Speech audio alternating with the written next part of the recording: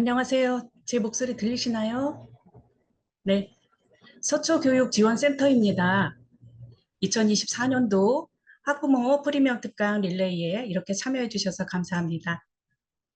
오늘부터 8주간 진행하는 학부모 프리미엄 특강 릴레이는 자녀의 인성 함양과 학습 진로 설계를 포함하여 자녀 교육에 다양한 도움을 드리고자 각 분야에서 전문가를 초빙하였습니다. 오늘은 그 첫 번째 순서로서 학교 교육 기반 진로 진학 설계와 준비라는 주제로 현 서울대 사범대학 명예 교수님이시고 전 서울대학교 입학본부 본부장을 역임하신 권오현 교수님을 모셨습니다. 가능하신 분들은 화면을 켜고 강의에 참여해 주시면 좋겠고요. 강의 마무리 때에는 채팅창을 통해서 저희가 만족도 조사 링크를 올릴 예정입니다. 설문에 응답해 주시면 감사하겠습니다. 그리고 학부모님들께서 수업 중간중간 질문이 있으실 때에는 채팅창에 글을 남겨주시면 수업 마무리 때 교수님께서 답변해 주실 예정입니다. 네, 그러면 교수님 모시고 특강 시작하도록 하겠습니다.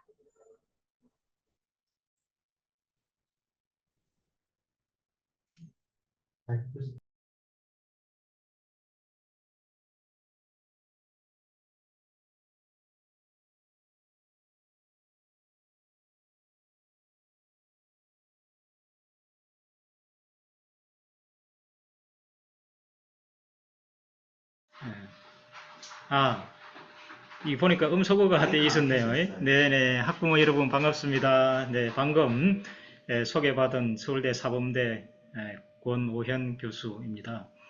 오늘 한 2시간 정도 걸쳐서 자녀 멘토로서의 학부모 역할, 학교교육 기반 진로 진학 디자인이라는 제목으로 말씀을 드릴까 합니다.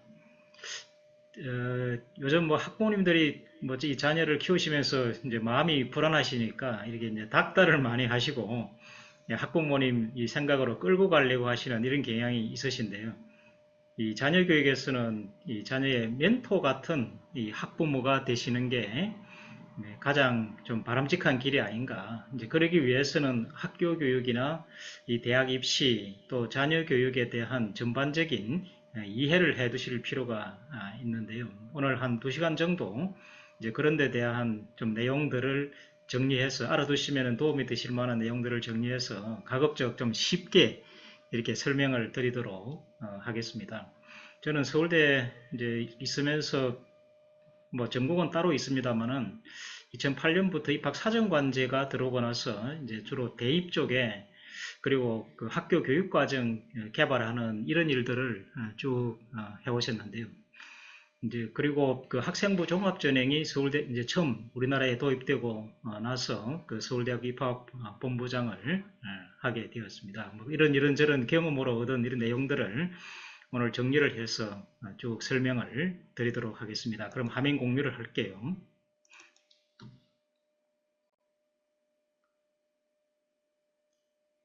화면 공유가 된 건가요?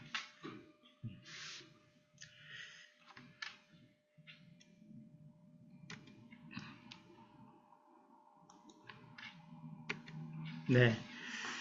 이 서울대 입학 본부장을 하면서 전국에 사실 그 학부모님들 강의도 많이 다니고 또 그분들하고 대화도 많이 나눴었는데요. 그 왜 그렇게 그 대학 입시만 생각하시면은 마음이 불안하시냐 한번 여쭤봤더니만 한국에서는 아무래도 대학 입시가 우리 자녀 인생의 큰 전환점이 될 것 같으니까 그때 이 부모로서 역할을 해주지 못하면은 평생 한이 되지 않을까 하는 이런 생각이 든다는 말씀들을 많이 하셨고요. 그래서 구체적으로 어떤 게 불안하시냐 여쭤봤더니만 우선 좀 입시가 너무 이게 복잡하고 좀 이해하기 힘들다. 정부나 대학 입장에서는 학부모님들에게 학생들에게 더 많은 기회를 주기 위해 가지고 이런 전형 저런 전형을 두었는데 학부모님들은 그런 걸 오히려 좀 복잡하게 여기시는 이런 경향이 있었고요. 또 다른 자녀들은 일찍부터 준비를 잘하고 있는데 나는 좀 그게 뒤처져가 있는 게 아닌가 하는 이런 불안감. 또 뭐 소논문이라든지 이런 것들은 실제로 대학에서는 반영을 하고 있지 않은데 이제 언론에서 이 불안 심리들을 많이 조성을 하게 되면서 잘못된 정보에 휘둘리는 것, 이런 것들이 불안 요소였는데요. 오늘 저는 너무 그렇게 불안해 하지 마시고 좀 긴 호흡으로 자녀가 성장을 할 수 있도록 도움을 드리는 방안이 뭔지 이제 이런 데 대한 말씀을 드리도록 하겠습니다.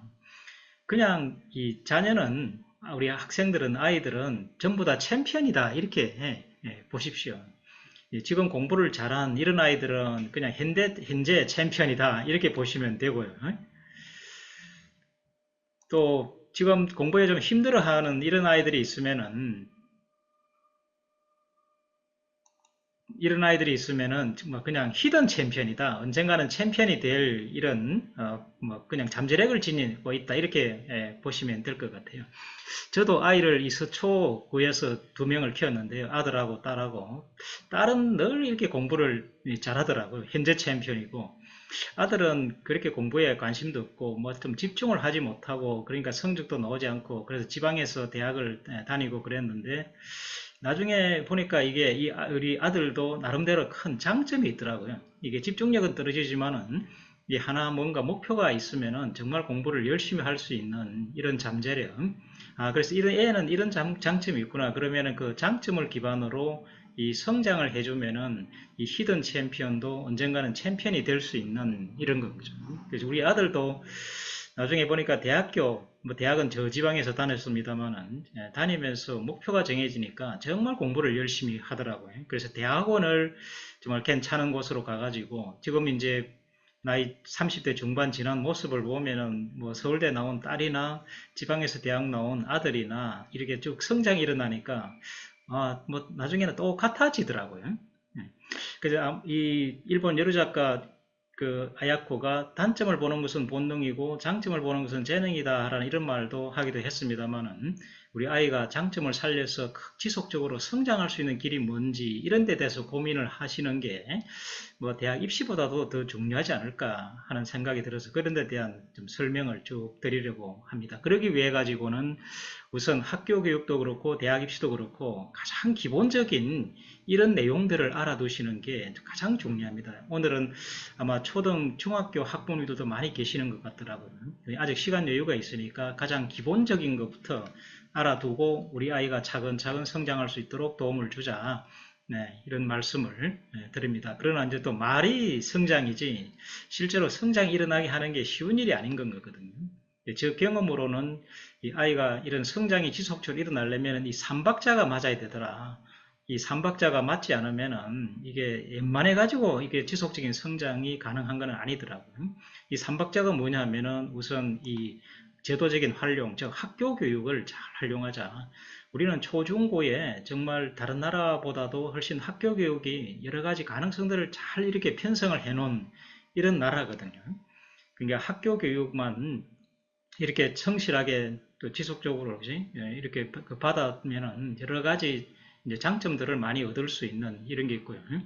두 번째는 이 학생 스스로 본인이 이렇게 성장해 나갈 이런 힘, 그걸 요즘 내적 근육 이런 말을 많이 쓰잖아요.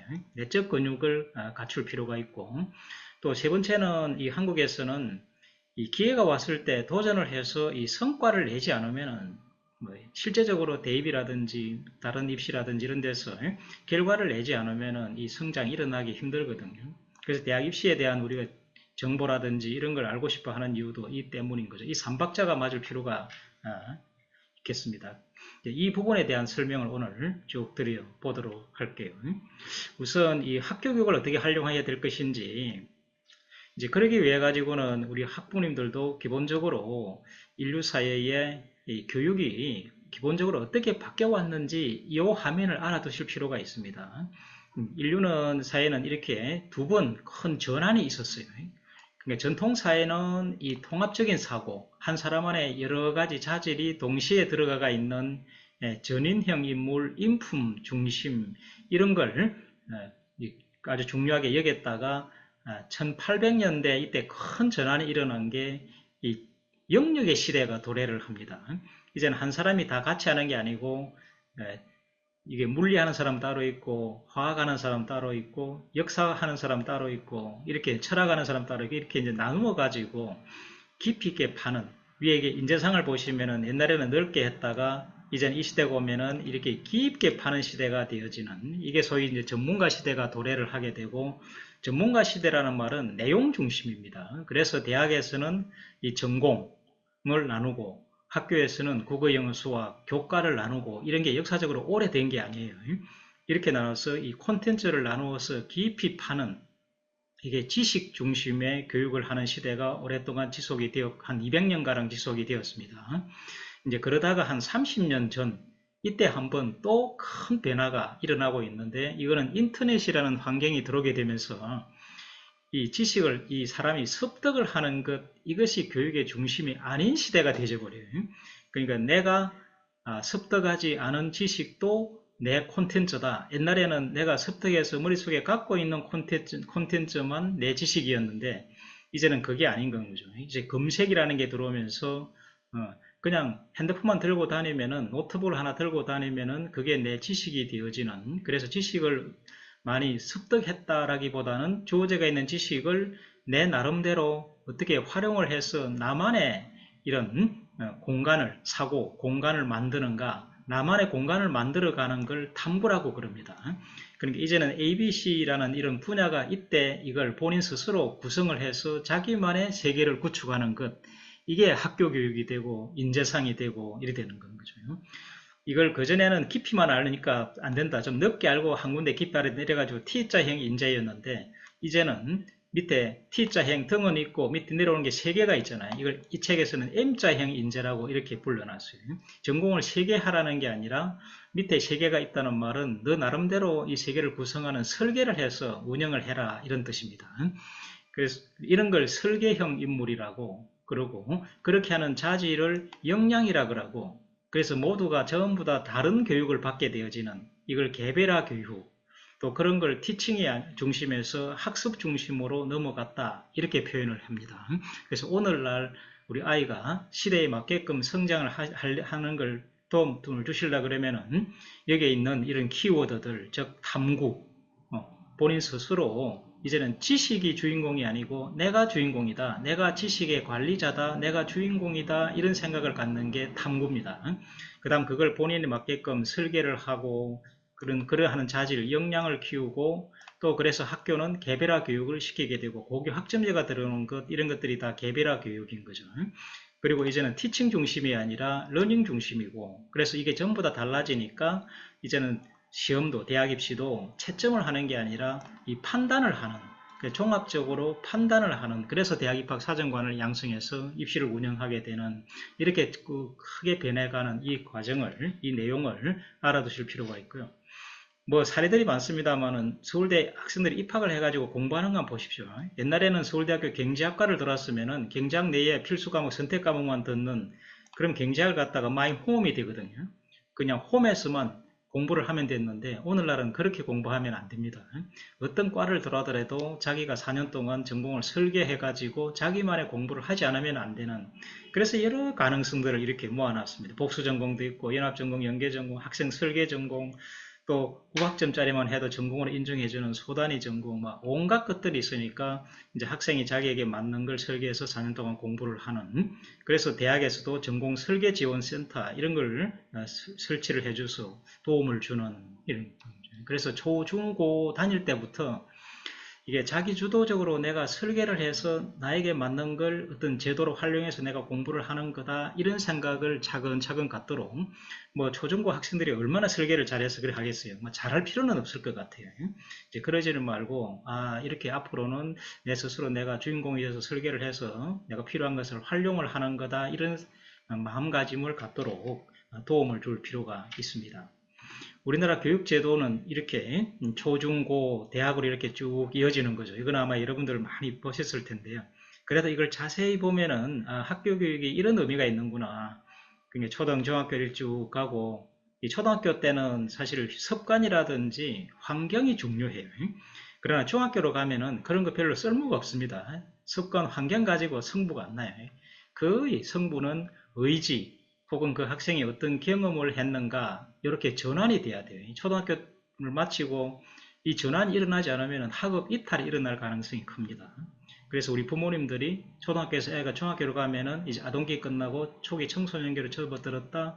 이제는 아이를 어떻게 이런 의지를 갖도록 도움을 줄까 이 생각을 해야 됩니다. 이제 그런 과정에 맨 처음에 그래서 이 자유학기제를 두는 이유도 이런 전환에 도움을 받아라 하는 이런 뜻이라고 보시면 됩니다. 그래서 고등학교, 대학교로 이렇게 쭉 이어지는데 이제 우리 아이가 지금 초등학생이든 중학생이든 고등학생이든 반드시 설계를 하도록 만약에 지금 중학생이라 그러면은 고등학교 선택은 뭘 할 건지, 고등학교에서 어떤 학업을 할 건지, 또 대학 입시는 나는 어떤 걸 이용할 건지, 또 대학에 가서는 어떤 학업을 설계해서 할 건지, 그 다음에 오늘 또 좀 강조를 드리고 싶은 게 꼭 이 대학원까지도 포함을 해가지고 중학생 때부터 이 대학원이라는 이런 생각까지도 이 자기 머릿속에 두도록 이렇게 하십시오. 요즘 이 대학원 교육이 아주 일반화되어 가지고 좋은 대학을 가면 좋지만은 그러지 못한 경우는 이 대학원을 경유해 가지고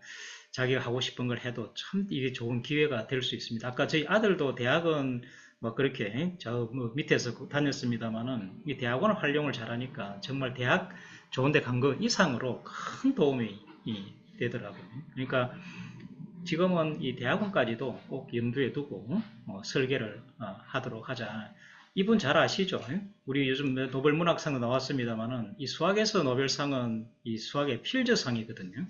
우리나라 이 필즈상을 수상한 이 허준희 교수님, 이 허준희 교수님도 이 서초구에서 학교를 다녔습니다. 저희 아들하고 묘하게 초중고를 같이 다니게 되었더라고요. 선배기는 합니다만은 이 필즈상을 받은 이분도 고등학교 다닐 때는 힘들어서 나중에 자퇴도 하고 시인이 되려고 노력하시다가 나중에 다시 공부를 하겠다 이래가지고 검정고시를 봐서 서울대학교를 들어오시는데 그때는 수학과를 들어오지 않으셨어요. 물리천문학부를 다니면서 이 수학에 대한 복수 전공을 하시기는 했습니다만 하다가 본격적으로 이 수학을 공부한 거는 이 대학원에서 서울대학교 대학원에서 석사 과정을 받게 되고 나중에 박사는 미국서 하게 되고 이렇게 하면서 엄청난 수학자로 성장을 하시게 되어집니다. 그러니까 이 대학원이 대학원이 엄청난 기회가 될 수 있다. 이걸 꼭 중학교 때부터 염두에 두고 설계를 하도록 그렇게 지도를 해 주십시오.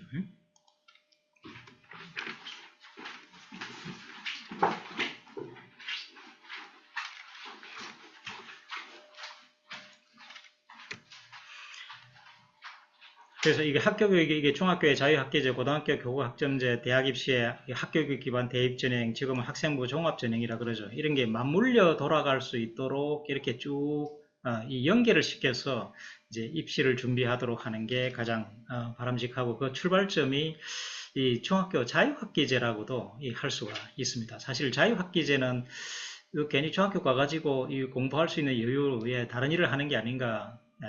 이게 학력을 쌓는데 오히려 더 불편한 게 아닌가 이렇게 생각하실 수 있는데 그렇게 생각하지 마시고 이 자유학기제가 우리나라 지금 대학 입시를 준비하는 첫걸음이다 이렇게 보시는 게 더 맞습니다.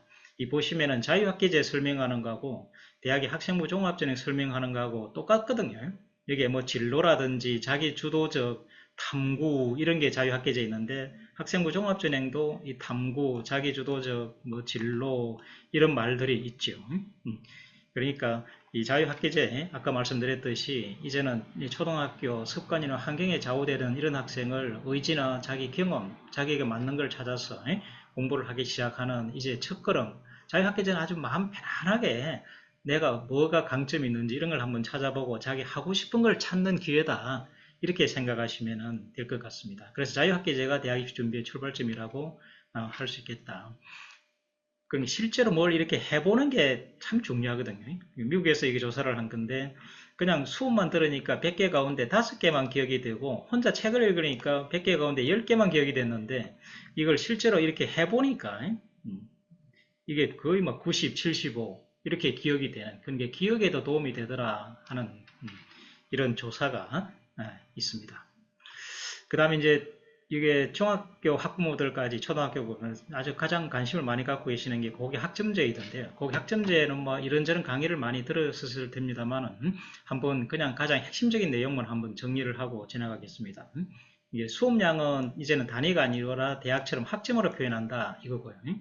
두 번째는 이게 큰 거죠. 지금까지는 성적을 출석률 3분의 2만 하면은 성적은 빵점이라도 그 과목을 이수한 거로 했었는데, 이제 내년 고1부터는 출석률과 더불어서 이 학업 성취율 40% 이걸 같이 산정을, 그러니까 모든 과목에 그 교사가 판단할 때 이 학생은 학업 성취율이 40 이상이다 되어야 그 과목을 이수하는 것으로 바뀌게 되어지는 거죠. 그래서 40 이상이 되면은 성적을 A, B, C, D, E로 하고 40이 안 되면은 성적을 I로 부여하는, I는 미수가 되는 거죠. 근데 이 미수를 해서 재수강을 하는 게 아니라 교사가 그거는 학생을 파악을 해서 어떻게든 이 성적이 40 이상이 되도록 그 학생의 성적을 갖추도록 지도를 해주는 것, 이게 최소 성취 수준 보장 지도라고 그럽니다. 이거는 이제 40 이하가 되는 학생에만 해당이 되는 것이니까 아마 여기에는 뭐 별로 없을 거리, 이게 오늘 참여하신 우리 학부모님들의 자녀들은 거의 해당이 되지 않을 것 같아요. 그 다음에 개별 과목을 지금까지는 1년 동안 과목을 개설을 했는데, 이제는 전부 다 학기별로 과목을 개설을 하고 학기별로 개설해서 학점을 따고 그걸 모으는 이런 방식이고요. 그 다음에 이제 선택 과목이 이전보다도 더욱 다양해진 이런 특징이, 이렇게 두 가지 그룹이 있었는데 이제는 세 개 그룹. 지금 고등학생들은 과목 수가 한 100개 정도 되는데 이제 앞으로 한 150개 정도 내년부터 이렇게 됩니다. 그러니까 이 학업량이 늘어나는 것이 아니고 학업량은 줄었는데 선택할 수 있는 폭은 훨씬 넓어졌다, 이렇게 보시면 되겠고요. 그 다음에 이제 6번, 이게 가장 예민한 부분이죠. 지금까지 고등학교는 이 9등급 상대평가 이걸 해봤는데, 이제는 9등급 상대평가를 없애지는 않고 9등급을 5등급으로 줄여가지고 좀 완화를 하되 상대평가를 그대로 유지를 하고, 또 5등급 절대평가인 성취평가 A, B, C, D, E 이 두 가지 방식으로 과목들의 성적을 내는, 이걸 성적 병기 두 가지를 병기하는 이런 체제가 가장 큰 특징입니다. 그러니까 5등급 상대평가하고 5등급 성취평가를, 처음에는 상대평가를 없앨라 그러다가 그러면은 특목고가 너무 유리해진다, 이래서 그냥 9등급을 5등급으로 축소해 가지고 상대평가를 유지를 하는 걸로 했는데요.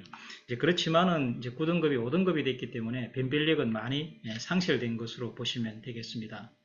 아시겠지만 현재는 9등급이니까 100명일 들으면은 4명, 즉 4%만 1등, 7%만 2등, 2등급 이랬는데, 이제 그게 밑에 이런 방식으로 바뀐다는 뜻이죠. 이제 5등급이 되니까 10%가 1등급, 24%, 34등 안에 들어도 2등급 이렇게 되는 거죠. 성취 등급은 절대평가로 하는 것, 이러니까 이 녹색으로 되어 있는 게 노란색으로 되어 있는 이런 방식으로 이제 내년부터 바뀌게 된다. 구체적으로 보시면 문학 과목을 들었다. 그럼 지금까지는 3단위 평균이 얼마고, 내 점수가 92점이고 표준 편차가 10점이고 성취도는 102명이 들었는데 A고, 이제 그것보다는 여기에 9등급으로 제시된 이게 성적이고 대학 입시도 이걸 기준으로 해서 치러졌던 거죠. 9등급 가운데 이 친구는 1등급 받았으면은 100등 가운데 100명 가운데 4등 안에 들었다, 이렇게 받았는데, 이제는 3등급 이렇게 요까지는 그대로 같고 성취도까지도 같은데, 이 성취 등급 이제는 A가 몇 퍼센트 그 학교 교사 수업에서 몇 퍼센트 나왔는지 이걸 기재를 해주고, 이제는 5등급 가운데 1로만 기재를 하는, 5등급에서 석차 등급 1로 해주는, 이제 이렇게 내년부터 바뀐다라는 뜻이죠. 그러니까 지금까지 그러니까 대학 입시에서도 이제는 학생부 종합전형에서 야, 이게 변별을 하기가 참 힘들어지구나, 이런 생각을 대학들이 할 가능성이 큽니다. 지금은 이제 2등급 학생들도 합격을 많이 하는데요. 2등급을 받으면은 11% 안에 든 거잖아요. 그런데 이제는 2등급을 받으면은 34% 안에, 35%, 34% 안에 든 거기 때문에 2등급을 받으면은 대학에 이제는 합격을 하기가 힘드는, 좀 이렇게 될 가능성이 여기 보입니다. 지금까지는 2등급만 해도 공부를 잘한다, 이런 생각이 들었고, 지금은 2등급을 받으면은 이제는 거의 중위권 학생이구나, 이런 평가를 받을 가능성이 있다고 하겠습니다. 이 고교 학점제 때문에 이게 아이들에게 큰 부담이 가는 게 아닌가, 막 이런 이야기들을 많이 하는데요. 고교 학점제를 준비하실 때 기본적으로 이런 마음가짐을 갖자. 이 고교 학점제 도입에 흔들리지 말고 그동안 학업 페이스를 그대로 유지하는 게 맞습니다. 이 고교 학점제가 이제 학생이 전공에 따라서 과목을 자유롭게 선택해 듣는다라고 하는데 그 학생 과목 선택 이거는 지금 교육과정에 도입이 돼가지고 학생 과목 선택권을 부여한 이런 상태거든요. 그러니까 고교 학점제 때 새롭게 들어온 게 아닙니다. 지금도 과목을 활발히 그 진로에 맞춰 선택을 하고 있기 때문에 이거는 새삼스러운 게 아니다 이렇게 보시는 게 맞고요. 그 다음에 이제 제일 큰 게 아까 말씀드렸듯이 내신 변별력이 약해지다 보니까 이 대학에서도 그렇고 학교에서도 그렇고 이 성적도 그렇지만 이 학업 탐구력 이게 부각될 가능성이 학생이 수업에 자기 주도적인 학습을 어느 정도는 할 수 있는 이런 영역을 갖고 있는지 이걸 성적 못지않게 깊이 있게 보려고 하는 아마 대학 입시도 그럴 가능성이 아주 큽니다. 그러니까 일찍부터 이런 탐구하는 힘, 태도 이게 과목을 선택도 자기가 자기주도적으로 하고 또 학습 교실 수업에서의 수업도 그렇게 하는 이런 자기주도적 탐구력 이걸 일찍부터 키워놓는 게 관건이 아닐까. 이제 그러기 위해 가지고 아까 말씀드린 이런 자유학기제나 창의적 체험활동 이럴 때 아무도 그 부담 없이 너가 이 수업에서 학교에서는 항상 주인공이다. 배우는 국어, 영어, 수학 항상 중심은 교과입니다. 교과를 배우면은 그 내용에 대해 가지고 요게 이런 것들이 우리 사이에 어떤 의미가 있는 것인지 너 스스로 자꾸 생각을 한번 해봐. 처음에 아이들이 이렇게 잘하지 못합니다. 근데 이제 차근차근 한번 그런 생각을 해 나가도록 옆에서 자극을 주시도록 그렇게 하고요. 그 다음에 이 진로라는 걸 이렇게 한번 쭉 생각을, 진로는 하나를 결정하는 게 아닙니다. 근데 뭐 항상 그때마다 되고 싶은 게 있도록 자극을 주실 필요가 있어요. 그래서 특히 중학교 1학년 자유학기제 중3, 고1 이럴 때, 나는 내게 어떤 그 자질이 들어있는지 스스로를 한번 이렇게 파악을 해보고 거기에 맞는 진로를 탐색해가는 이런 과정들을 한번 밟아보도록 이게 지도를 해 주십시오. 그 다음에 이게 이제 고교 학점제가 도입이 되면서 교육 과정이 바뀌니까 또 거기에 맞춰서 대입 제도도 바뀌어야 되는데 그래서 이게 내년 고1부터 적용되는 이 수능 제도를 이번에 발표를 했죠. 이 특징은 지금 현재 수능은 국어나 수학이나 이게서 이 공통 과목이 있고 선택 과목이 있고 아이들이 공통 과목을 치르고 그 다음에 선택 과목은 이 국어는 둘 중에 하나, 수학은 이 셋 중에 하나를 선택해서 한 과목만 치르는 선택 과목제가 있었는데 그리고 사회는 9개 과목, 과학은 8개 과목을 17개 과목을 이걸 제시를 하고 이 중에 2개를 들으면 되는 그랬는데 이제는 선택 과목이 없어지는 게 가장 큰 변화입니다. 모든 학생이 국어의 이 3개, 수학의 이 3개 이걸 공통으로 다 치러야 되는 이 선택 과목이 없어지는 게 가장 큰 특징이다. 그 다음에 이게 사회나 과학은 이제는 이 많은 과목들 중에서 2개를 택하는 이런 방식이 아니고 2학년이나 3학년 때 배우는 과목이 아니고 1학년 때 배우는 이 통합사회, 통합과학 1학년 과목입니다. 이걸 수능으로 치르는 그러니까 수능 과목이 한 단계 낮아져져 그런 거죠. 물론 이거는 운영을 하다 보면 여러 가지 그 불편한 요소들을 많이 낼 수 있을 것 같아요. 1학년 때 배웠던 과목을 이게 참고 견뎠다가 나중에 3학년 2학기 때 수능을 치르는 것이 맞는지 이제 이런 문제는 발생을 하는데 하여튼 이 선택 과목이 없고 이 수능이 전부 다 모든 학생이 똑같은 과목을 치르게 된다. 옛날에는 이 사회나 과학은 주로 문과 학생들은 사회를 택하고 이과 학생들은 과학을 택하고 이랬는데 이제는 그게 아니라 누구든지 통합사회, 통합과학 두 과목을 다 봐야 되는 이런 체제로 수능이 바뀌게 되는 나머지 평가 방식이나 이런 거는 변화가 없습니다. 그러니까 왜 선택 과목을 없앴는가? 지금 국어의 선택 과목을 예를 들어서 합북과 작문, 언어와 매체 2개를 하다 보니까 이 언어와 작문은 지문만 읽어봐도 풀 수 있는 문제고 언어와 매체는 문법이다 보니까 외우지 않으면 안 되니까 언어와 매체가 훨씬 어렵거든요. 그러니까 많은 학생들이 합북과 작문을 택하고 학교에서도 이 과목을 개설을 많이 하고 그러는데 이걸 표준 점수로 내면은 성적은 어려운 합북과 작문을 택한 애들이 나중에 표준 점수가 국어를 한번 보시면은 한 최고 점수에서 한 4점 정도 차이가 나는 4점이면 큰거든요. 그러니까 이 합법과 매체 이런 어려운 과목을 택하려고 하는 이런 경향이 지역마다 차이가 있는 거예요. 전국적으로 보면 63%인데 서울은 무려 94%고 이 수능의 이 정시에 이렇게 비중이 높은 이런 지역, 예를 들어 대구나 이런 데는 이게 높고 그러니까 어려워도 어려운 과목을 택해가지고 수능 점수를 높이는데 올인하겠다 이런 지역인 거죠. 그러나 경북이라는 이런 데는 보면 훨씬 낮은 이런 거죠. 그러니까 이게 어떤 선택 과목을 택하느냐에 따라 수학도 마찬가지입니다. 한 3점 정도 차이가 나는 이제 이렇게 되니까 이 선택 과목 유분리 문제가 아주 심각한 이런 요인으로 되면서 선택 과목을 없애고 모든 학생이 똑같은 시험을 보도록 하게 됩니다. 이번에 바뀐 새로운 이 수능 제도는 앞으로 이게 수능에 힘을 많이 빼버렸습니다. 그래서 이 수능은 교육적인 의미가 별로 없고 객관식을 그대로 유지하면서 정시에 활용할 수 있는 이런 입시 기능적인 역할만 하도록 하고 이 교육적인 역할 이거는 학교 내신 그러니까 학교 내신은 논술식이나 깊은 학습을 할 수 있는 이런 걸 자극을 하고 수능은 그냥 문제풀이 오지선다형으로 유지를 하는 이런 형태로 정리가 된 거고요. 그 다음에 선택 과목이 없어져 버리면은 이 수능이 문과가 되져 버립니다. 문과는 그냥 견딜 수가 있는데 이과 같은 경우는 애들이 이제 어려운 이런 과목들을 지금까지는 수학의 기하라든지 과학의 과학2 이런 것들을 선택 과목으로 하면서 이과 학생들이 택해서 들었고 대학에 그런 걸 활용을 했는데 이제 그런 게 없어져 버린 이런 거죠. 그러니까 이과 쪽의 아이들의 변별성 이게 확 축소가 되져 버리니까 야 이게 수능만 가지고는 뽑기가 힘들겠구나 이런 생각을 이과 쪽엔 하게 되고 그래서 정시에도 다른 전형 요소를 넣어야 되겠다. 그래서 이걸 학생부를 본다든지 내신을 기계적으로 반영한다든지 대학별고사 면접이나 이런 것들을 추가해서 학생을 뽑는다든지 이렇게 할 가능성이 있습니다. 그러니까 지금 중3부터는 이런 새로운 수능 제도에 적응을 해야 될 것 같고요. 지금 고1이 재수를 하는 경우는 참 이게 좀 답답하게 되어진 것 같아요. 그러니까 갑자기 새로운 수능으로 다시 응시를 해야 되는 이런 상황이라고 하겠습니다. 참고하도록 하시고요. 이게 지금 현재 그 고등학교 편제표 수능 과목은 주로 여기 가운데 일반 선택 과목으로 수능을 합니다. 이게 이제 기하라든지 이런 것만 심화 과목, 과학 이런 건 이제 이과 쪽인 거죠. 근데 이게 빨간색으로 되어 있는 게 수능 과목인데 주로 일반 선택 과목 쪽으로 몰려가 있죠.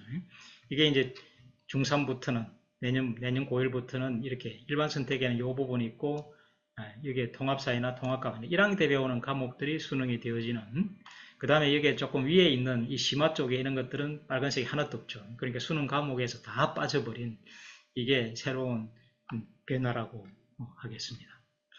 그 다음 진로 맞춤형 자녀 이제 중학교 1학년 들어갔을 때부터 중1 때나 중3 때나 고1 때까지는 늦어도 이 네 가지 단계를 거치면서 이게 준비를 해야 될 것 같아요. 나는 어떤 사람인지 자신에 대한 이해, 나를 한번 찾아보는 제일 좋은 거는 중1 때입니다. 중1을 놓치면 중3, 중3을 놓쳤으면 고1 때는 꼭 한번 해보도록. 그 다음에 직업의 가치를 인식하는 것, 직업이라는 게 뭔지, 그냥 나는 막연히 뭐가 되고 싶다 이런 생각만 하지 말고 이 직업이 추구하는 이 직업에는 어떤 역량과 연결되는 것이고 이게 나와 뭐와 맞는지 이런 걸 찾아보는 거죠.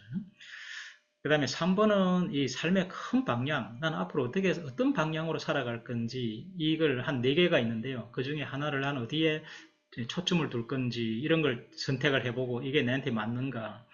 이 3번을 어떻게 설정하느냐에 따라 가지고 나중에 장래가 크게 달라지는.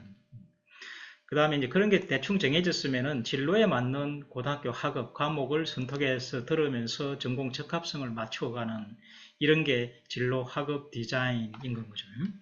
그게 가장 필요한 사항들만 간략하게 설명을 드리겠습니다. 우선 자신에 대한 이해.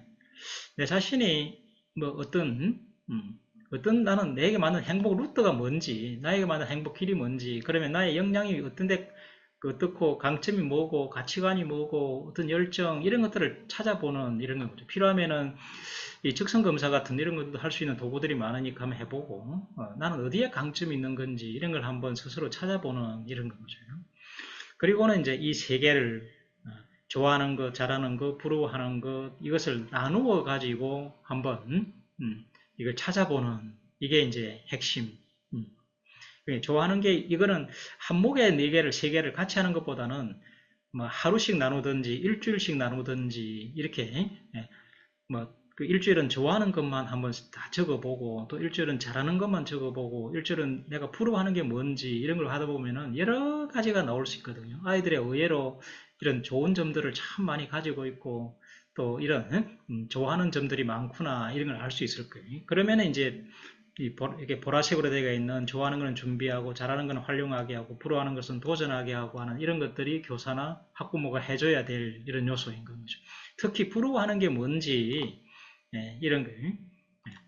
저희 아들도 그렇게 공부를 안 했는데 나중에 해보니까 이게 부러워하는 게 확실히 있더라고요. 그래서 너는 그럼 이걸 대학은 놓쳤으니까 나중에 대학원에 가서 이런 걸 한번 도전해보자. 이제 이렇게 하다 보니까 나중에 대학 가가지고 공부를 열심히 하게 된 기회가 된 것 같습니다. 그러니까 부러워하는 것, 이게 아직 자기는 현재로서는 좀 벅찬데 나중에 앞으로 나는 이걸 지속적으로 하면서 내가 하고 싶은 걸 나는 이뤄내겠다 이런 의지를 갖추도록 도움을 주는 게 필요하다는 이런 뜻이 그렇게 되면은 이 진로 효능감이 생기거든요. 나도 이렇게 하면은 잘할 수 있을 것 같다 이런 게 이제 학업에 매진하는 계기가 되고 의지를 만들어주는 거죠. 그런 사람을 강한 개인이라고 그럽니다. 오늘날은 이 강한 개인이 필요한 시대예요. 남들이 하는 거 그냥 같이 남들이 그는 좋아한다 그래 같이 하는 게 아니고 나에게 맞는 건가를 무엇인가를 찾아가지고 거기에 맞는 걸 설계를 해서 차근차근 실행을 하고 준비도 하고 이래가지고 도전을 해서 성과를 내는 이런 개인을 강한 개인이라고 하는데 이런 강한 개인이 필요한 시대. 그게 나에게 강한 것이 남에게도 다 강하고 좋은 거 이런 건 아닌 시대가 되어지는 이런 거죠. 이런 자신에 대한 이해를 하고 그 다음에는 이런 이제 직업에 대한 것도 이게 뭐 우리나라 직업들이 많잖아요. 또 그게 아이들이 되고 싶어하는 부러워하는 이런 것들이 있는데 이게 어떤 뜻인지 이런 데 대한 좀 조언을 해 주실 필요가 있습니다. 우리나라는 직업 명칭을 정말 잘 정리한 아마 세계적으로 우리나라처럼 이렇게 잘해놓은 나라는 없을 것 같아요. 영어는 뭐 무슨 직업 그러면 그냥 영어의 ER, 독일어도 그렇고 이렇게 끝나버리잖아요. 근데 우리는 이게 원자, 가자, 자자, 숫자, 공자 특징 하나하나를 분류해가지고 직업 명칭을 다 따로따로 붙여놨거든요. 그러니까 이 원자 같은 게 있으면은 이게 위에 있는 상사가 있고 부하가 있고 팀으로 일한다 하는 이런 뜻이에요. 이 가짜가 있으면은 창의적인 일을 한다, 가업 이런 뜻이고 이제 그것보다는 우리 아이들이 또 우리 부모님들이 가장 원하시는 게 이 사자 직업 세계. 이 사자 직업 세계는 정말 정교하게 분류를 해놨습니다. 이 기준이 되는 게 이 선비 사자 이거예요. 이거는 이제 분야 시대가 아까 왔다 그랬잖아요. 분야 시대가 오면서 그 분야의 전문가, 최고 인재에게 붙여주는 게 이 사자라고 보시면 됩니다. 그래서 법조계 변호사, 공학기사, 변리사, 회계사, 영양사, 조종사, 뭐 법무사 등등등등 이 사자 직업은 엄청 많습니다. 그러니까 그 분야의 전문가고 이거는 이제 이뜻 그 분야를 나타내는 이 중심이고 이런 게 전문 직책 그에 따른 역량이 정해지는 거고 이 스승사자를 붙이는 이 직업은 전문가인데 이 상대방에 대해서 맞춤형으로 해줄 수 있는 이거는 유 중심인 건 거죠. 그게 이거는 의사, 약사, 간호사 이런 의료계라든지 목사, 전도사 같은 종교계나 교사나 강사 같은 교육계 이런 데만 붙여주는 그러니까 이 전문 지식을 모든 사람에게 똑같이 하는 게 아니라 상대방에 맞춤형으로 해줄 수 있는 이런 사람들에게 붙여주는 게 이 스승사자예요. 놀랍게도 이발사나 요리사도 이 사자를 붙여줍니다. 그러니까 이런 데는 공감이라든지 이런 게 더 중요한 것이고 그 다음에 이게 일사자나 이 관자나 이거는 똑같은 건데요. 판사를 하기도 하고 법관이라 그러기도 하고 그러잖아요. 이런데 여기는 아이 본인 중심이다. 나 중심이라고 보시면 돼요. 당신에게 이런 권한을 부여하니까 당신이 책임지고 우리 사회에 맞는 판단을 내려주세요. 이렇게 하는 게 이 사자. 그러니까 판사는 이 사자인 건 거죠. 보시면은 이게 의사 사자 다르고 변호사 사자 다르고 판사 사자 다르고 다 그런 건 거죠. 이런 거에 따른 나중에 내가 의대를 간다 그러면은 그에 따르는 너는 왜 의사가 되려고 하느냐 이렇게 면접에서 질문을 했을 때 의사라는 사자가 갖는 의미가 뭔지 이런 거는 맞춤형 배려심 이런 뜻이거든요. 이런 데 쪽에 답변을 할 수 있는 이런 마음가짐을 머릿속에 갖추는 게 그 진로, 자기 진로하고 자기 역량을 연결시키는 거라고 할 수 있습니다. 이런 한번 생각을 쭉 하면서 직업도 그냥 막연하게 되고 싶다만 생각하지 말고 이런 것과 꼭 연결을 시켜서 생각을 하도록 하고요. 그 다음에 이 세 번째는 이제 삶의 큰 방향을 설계를 해 나가는 이것도 아직 시간 여유가 있으니까 대학생까지도 해도 되니까 중학교 되면서 차근차근 내게 맞는 방향이 뭔지 이걸 한번 찾아보도록. 여기는 이제 두 가지를 하는 건데, 하나는 진로 분야를 선택을 하는 것이고, 나는 자연계로 갈 건지 공학을 할 건지 의학을 할 건지 농학을 할 건지 인문계로 갈 건지 이런 거 하고, 또 하나는 이 삶의 방향. 이 삶의 방향은 요 네 가지가 있거든요. 이 네 가지 중에 나는 어느 쪽으로 갈 건지 이걸 정해가는 건 거죠. 하나 정해갔다가 나중에 뭐 다른 걸로 또 바꿔도 되잖아요. 이 삶의 방향은 요 네 가지가 있습니다.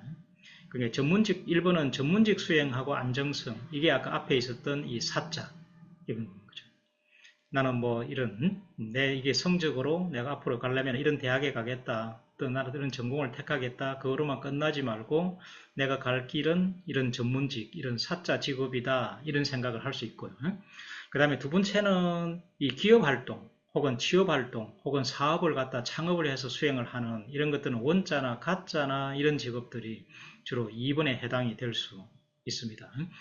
이 3번은 이 큰 꿈을 추구하는, 우리 인류 사회에 큰 도움이 될 수 있는 이런 일을 하겠다.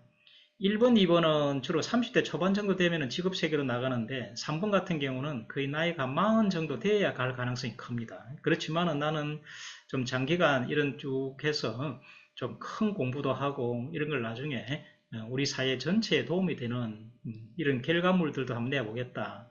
이런 게 이 3번이고요. 4번은 이 나만의 웰빙과 행복, 뭐 굳이 나는 그런 대학에 가고 하는 그런 것보다는 나이가 하고 싶은 일, 나는 바리스타가 되겠어. 뭐 이렇게 생각하는, 이게 이 책 유명하잖아요. 하마터면 열심히 살 뻔했다. 이런 책이 여기에 4번에 해당이 될 겁니다. 그러니까 이게 지금 뭐 잘 되신 분들 이런 걸 보면은 어느 시점인가 이런 1, 2, 3, 특히 1, 2, 3이겠죠. 이 중에 하나를 선택을 이렇게 하는 계기가 있더라고요. 여러분들 잘 알죠? 이 오성은 박사. 우리나라 그 99학년도 수능 최초 만점자잖아요. 그전에는 학력고사, 수능 이런 만점자가 없었는데, 이 오성은 박사가, 오성은 학생이 그때 첫 수능 만점을 받은. 요즘은 수능 만점 받으면 주로 뭐 의대를 많이 가지만, 이때는 서울대 물리과를 갔습니다. 이 오성은 박사도 이제 서울대 물리과를 가서 일찍 조기 졸업도 하고, 그래 미국 MIT에서 박사학위도 받고 하버드에서 박사 과정도 하고, 지금 이제 UC 샌디에고에서 종신 교수 이제 거의 아마 된 단계에 다 이르렀다고 알고 있습니다. 이제 그럴 때 이 오승훈 박사도 그 수능 만점자니까 어디든지 갈 수 있는데 1번 전문직 수행, 그래 되면 이제 의대를 갔겠죠.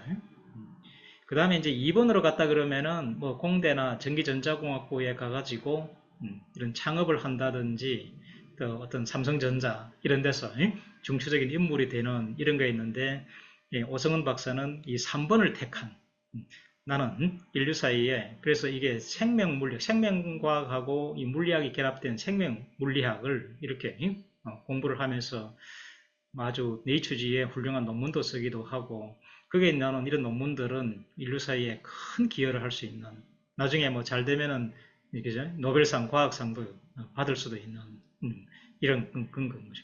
그러니까 1번을 택하느냐, 2번을 택하느냐, 3번을 택하느냐에 따라서 완전히 다른 길을 가는.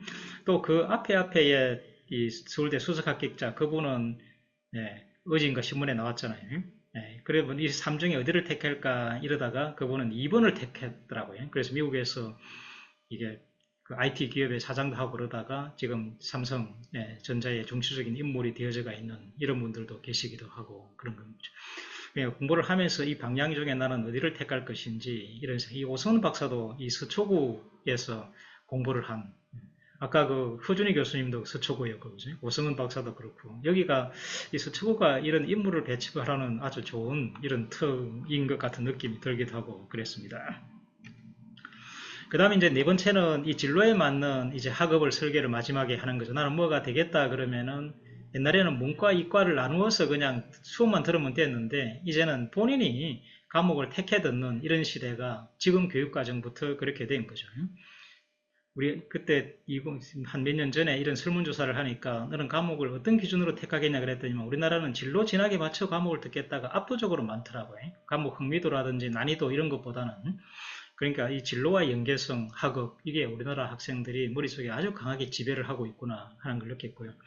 지금 이게 학업 수행을 하는 거하고 진로 진학 사이 연계성, 이게 여러 장치들이 있는데, 어떤 거는 이제 힘이 빠지는 게 있고, 어떤 거는 힘이 더 붙는 게 있고 그렇습니다. 이런 걸 이제 구분을 하셔야 되겠죠. 축소가 되는 거는 문과, 이과, 가정을 구분을 하는 이런 거는 이제 없어졌잖아요. 문과, 이과라는 이런 게 약해지고, 아까 보셨듯이 수능의 선택 과목을 가지고 나는 문과, 나는 이과 하는 것도 지금 이제 약해지고 없어지고, 확대되는 거는 이 수시의 전공을 적합성, 수시 이런 나는 이런 공부를 할 거니까 거기에 맞춰서 과목을 이수한다 이런 거하고, 그 다음에 핵심 권장 과목 제도, 핵심 권장 과목 제도는 이건 이제 남이 그러는 게 아니고 대학의 과가 우리 과에 들어오려면은 이런 과목을 꼭 들어야 됩니다. 이런 걸 알려주는 이걸 핵심 권장 과목이라고 그래요. 이 핵심 권장 과목 제도가 지금 막 나오고 있는 중입니다. 그 다음에 개별적으로 입시에 준비라기보다는 나는 대학 가서 이런 전공을 할 거기 때문에 이런 공부를 미리 해두는 게 좋아. 이래서 개인별로 학업을 준비하는 이런 것들은 확대되고 있고, A에 있는 이런 것들은 축소되고 있는 경향이 있습니다. 그 다음에 이제 전공 적합성이 이제 계속 강조가 되고 있잖아요. 이 ABC 이 세 개를 합해서 전공 적합성이라 그럽니다. 계열 관련 과목을 이수하는 것, 또 거기에 대한 관심, 그죠? 또 거기에 따른 어떤 활동을 했는지 이런 것들이 전공 적합성이기 때문에 어떤 나는 전공을 하겠다라는 게 정해지면은 거기에 맞춰서 이렇게 공부도 하고 관심도 갖고 필요한 활동도 해보고 이런 걸 쌓아가는 거죠. 그런데 이 전공 적합성이라는 개념이 너무 그 어감이 강해가지고요. 이 학부모님들도 좀 불안해하시고 학생들도 그래서 이번에 이름을 바꿨죠. 연세대부터 해서 많은 대학들이 이제는 전공 적합성이라 그러지 않고 진로 역량 이렇게 부르기로 했습니다. 그럼 진로 역량이라는 말이 나오면은 이 전공 적합성이라는 말을 이제는 이런 식으로 표현을 하는구나 이렇게 보시면 되고요. 그 다음 이게 요즘 이 성적과 더불어서 이 세부 능력 및 특기사항, 이 학생이 수업에서 어떤 활동을 했는지 이게 아주 중요한 입시에 큰 영향을 미치기다 보니까 이 세특에도 이 진로와 관련된 기재들을 꼭 해야 된다 이런 생각을 하시는 분들도 계신데 너무 그렇게 할 필요는 없을 것 같아요. 어떤 특정 과목은 정말 내 진로와 관련되는 과목이다 싶으면은 그런 걸 하지만은 모든 과목마다 다 이런 걸 기재를 해줘야 된다 이렇게 생각하실 필요는 없고, 이 세부능력의 특기사항은 그 과목별로 학생의 관심이라든지 특성이라든지 우수성이라든지 이런 것들을 기재를 하는 게 더 맞다. 밑에 서울대 서울대 그 입학사정관이 한 이야기 한번 읽어보십시오. 너무 인위적으로 진로와 연계된 활동 이걸 작성할 필요 없고, 그렇게 되면 오히려 다른 기재를 할 게 급한데 그런 것도 놓쳐버리니까 그게 너무 얽매일 필요는 없다 하는 이런 이야기이고요. 아까 말씀드린 핵심 권장 과목은 이 서울대부터 이제는 뭐 안내 제로에만 그 얽매이지 말고 이제는 대학이 좀 학부모님들이 이해하기 쉽도록 우리 과에 들어오려면은 무슨 과목을 꼭 들어야 되는지를 발표를 해주자.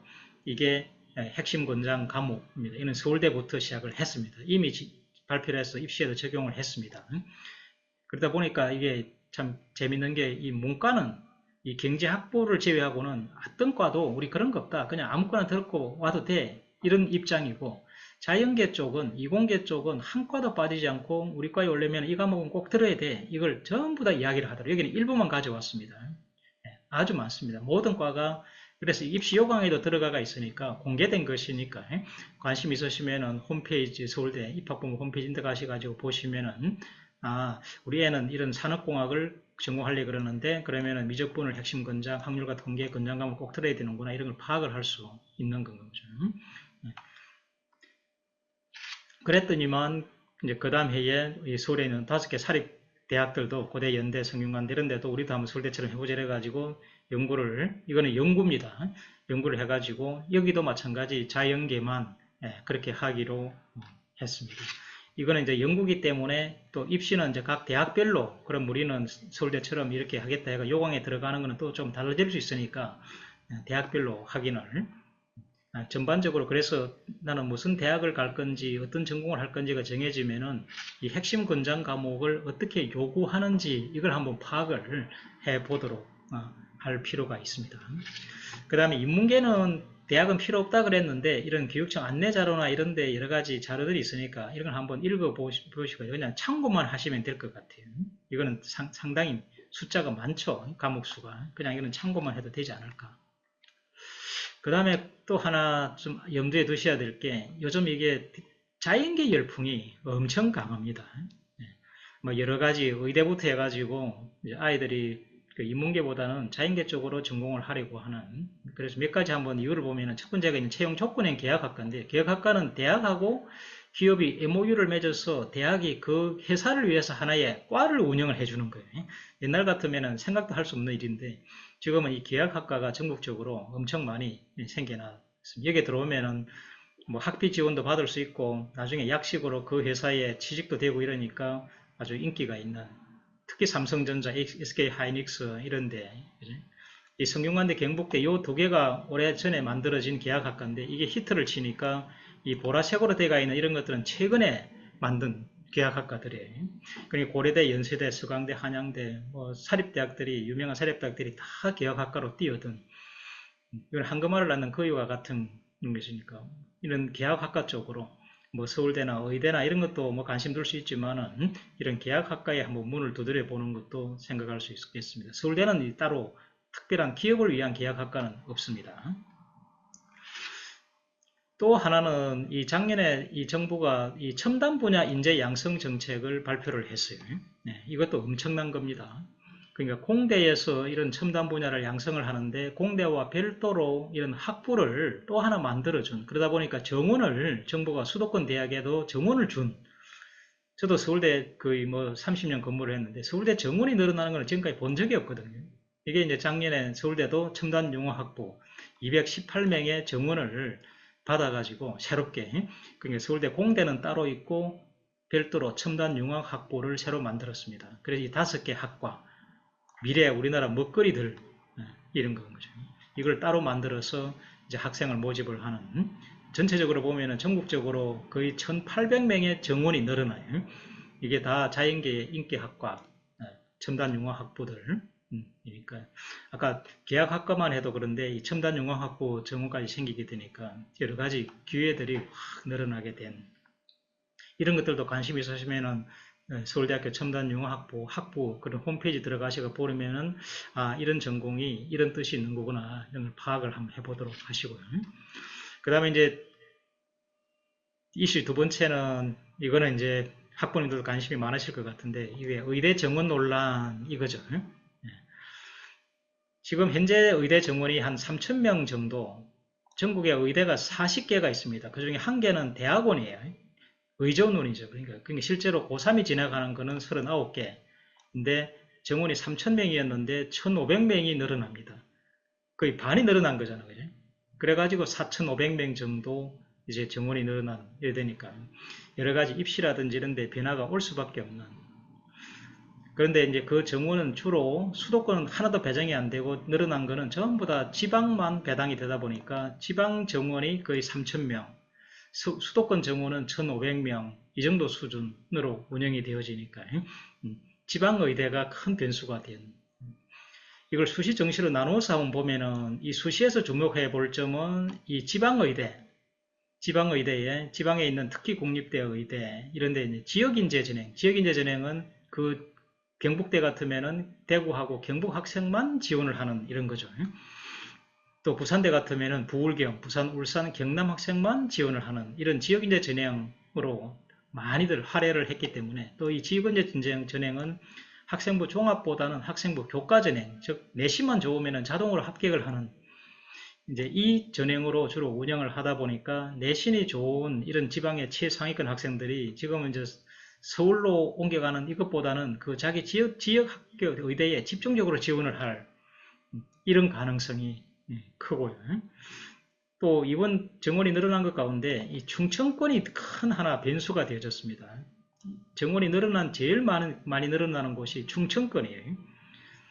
지금까지는 서울이 800명, 충청이 400명의 의대 정원이 있었는데 충청에 갑자기 그보다 더 많은 500명 정원이 늘어나게 되면서 900명대로 확 늘어나 버린 거죠. 그러니까 서울보다도 정원이 더 많은, 이 중에 이제 지역인재도 있지만은 전국적으로 모집하는 것도 있기도 하고, 이제 이러니까 수도권도 가깝고 이러면서 이걸 충청권 의대를 어떻게 활용해 볼까 하는 이런 생각을 학부모님들 머릿속에 좀 복잡하게 만드는 이런 상황이고요.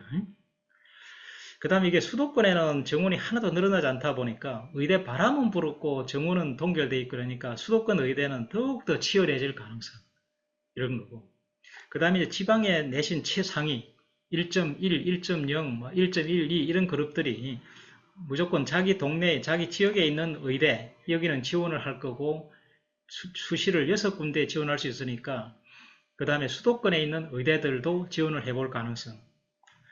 그래가지고 나중에 그 중에 하나 합격되는 의대를 등록을 하게 되겠죠. 이랬을 때 서울에 있는 의대에 합격을 하게 되면은 서울에 있는 의대에 등록을 할 가능성이 커요. 그러려면 지방에 있는 의대는 합격을 했다 그 시간 빠져나가 버리니까 추가 합격이 지방 의대는 아주 많을 가능성. 그러니까 추가 명단만 있어도 나중에 합격이 될 수 있는, 또 이 수능 최저 학력 기준을 요구하기 때문에 수능 최저 학력 기준만 충족을 시키면은 계속 추가 합격을 해가지고 나중에 내신 점수가 심지어 처음으로 이제 3등급도 의대 합격이 나올 수 있지 않을까 하는 이런 생각도 하기도 하고 막 그렇습니다. 아마 그까지는 가지는 않을 것 같은데, 그러니까 꽤 내신이 밑에까지도 합격이 될 수 있는 이런 여지는 있지 않을까. 그런 아이들이 지방의대하고 서울 쪽 의대하고 같이 중복 합격이 되면은 수도권은 등록을 하고 지방의대는 등록을 안 할 가능성, 이것도 하나의 변수가 될 수 있고요. 그 다음에 이공계 합격자 내신 컷이 이게 이제 얼마나 하락을 할까.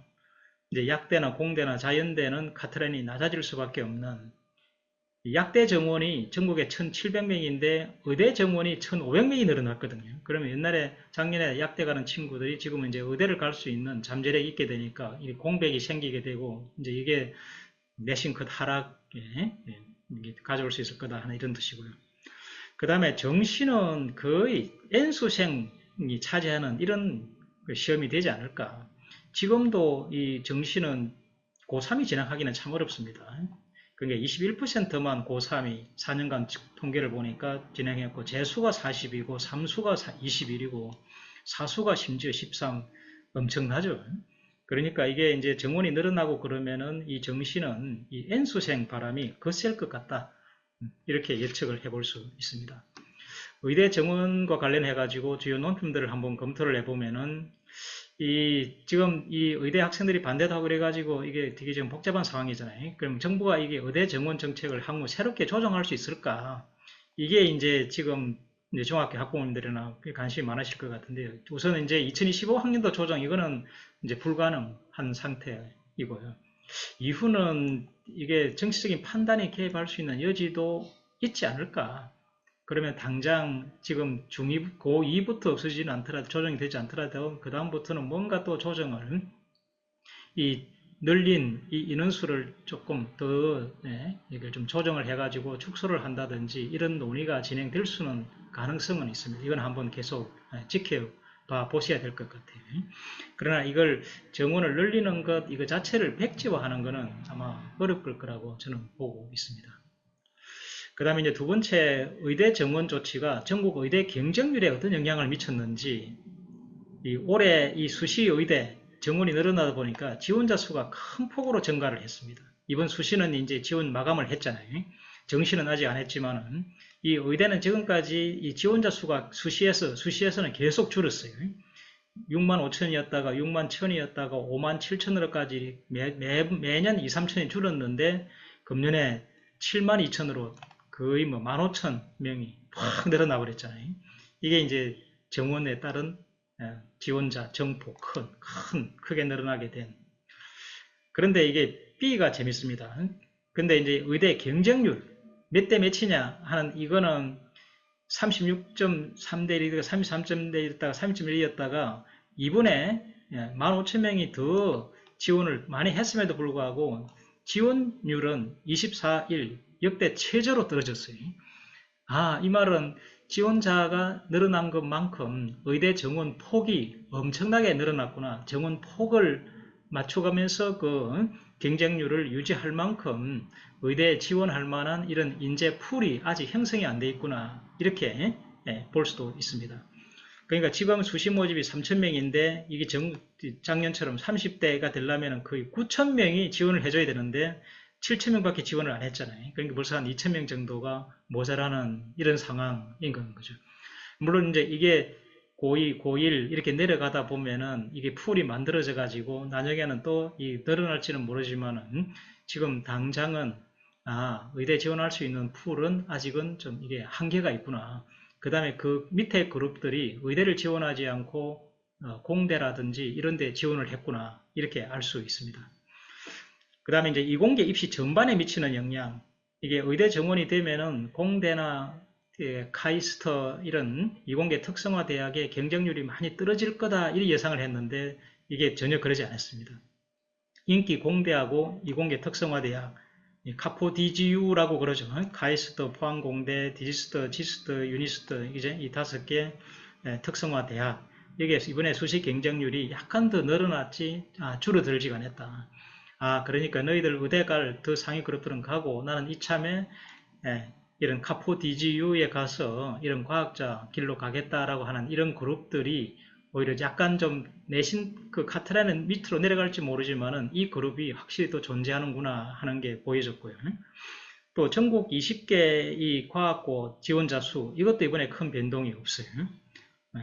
이게 과학고나 영재고는 의대 가기 어렵기 때문에 아마 과학고등학교 가려고 하는 지원자 수가 줄어들지 않을까 예측을 했는데 이 큰 변동이 없이 그냥 예년 비슷한 이런 수준이니까 그 아래 그룹들의 이 수요는 계속 있구나.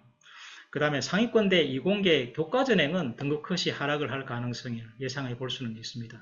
이 지역인재 전형으로 그 교과전형에 우수자들이 많이 가다 보니까 이런 사립대학의 교과전형 여기에는 등급 컷 하락이 예상이 될 수 있고요. 근데 이제 서울대는 영재고나 과학고 지원자가 많고 이 친구들은 의대 지원을 안 하기 때문에 서울대는 수시 입시에 그 영향을 덜 받을, 다른 대학보다는 서울대는 또 학생부 교과 전형이 없습니다. 종합 전형만 하다 보니까 이런 영향력이 덜하지 않을까 하는 이런 생각을 해볼 수 있습니다. 이런 의대 정원에 관한 문제들을 정리를 해드렸으니까 한번 참고로 해서 우리 아이의 나중 입시 전략을 어떻게 짜야 될지 한번 생각을 해보기 바랍니다. 이제 앞에 지금까지는 주로 학교 교육이라든지 대입의 이슈들 이런 걸 봤고요. 이제 두 번째는 이 자기 주도성, 자기 관리, 이 부분이 내적 그 성장에 큰 영향을 끼치더라. 내적 근육을 갖추는 거라든지 독서 습관을 갖추는 것, 이런 게 여기에 해당이 되겠습니다.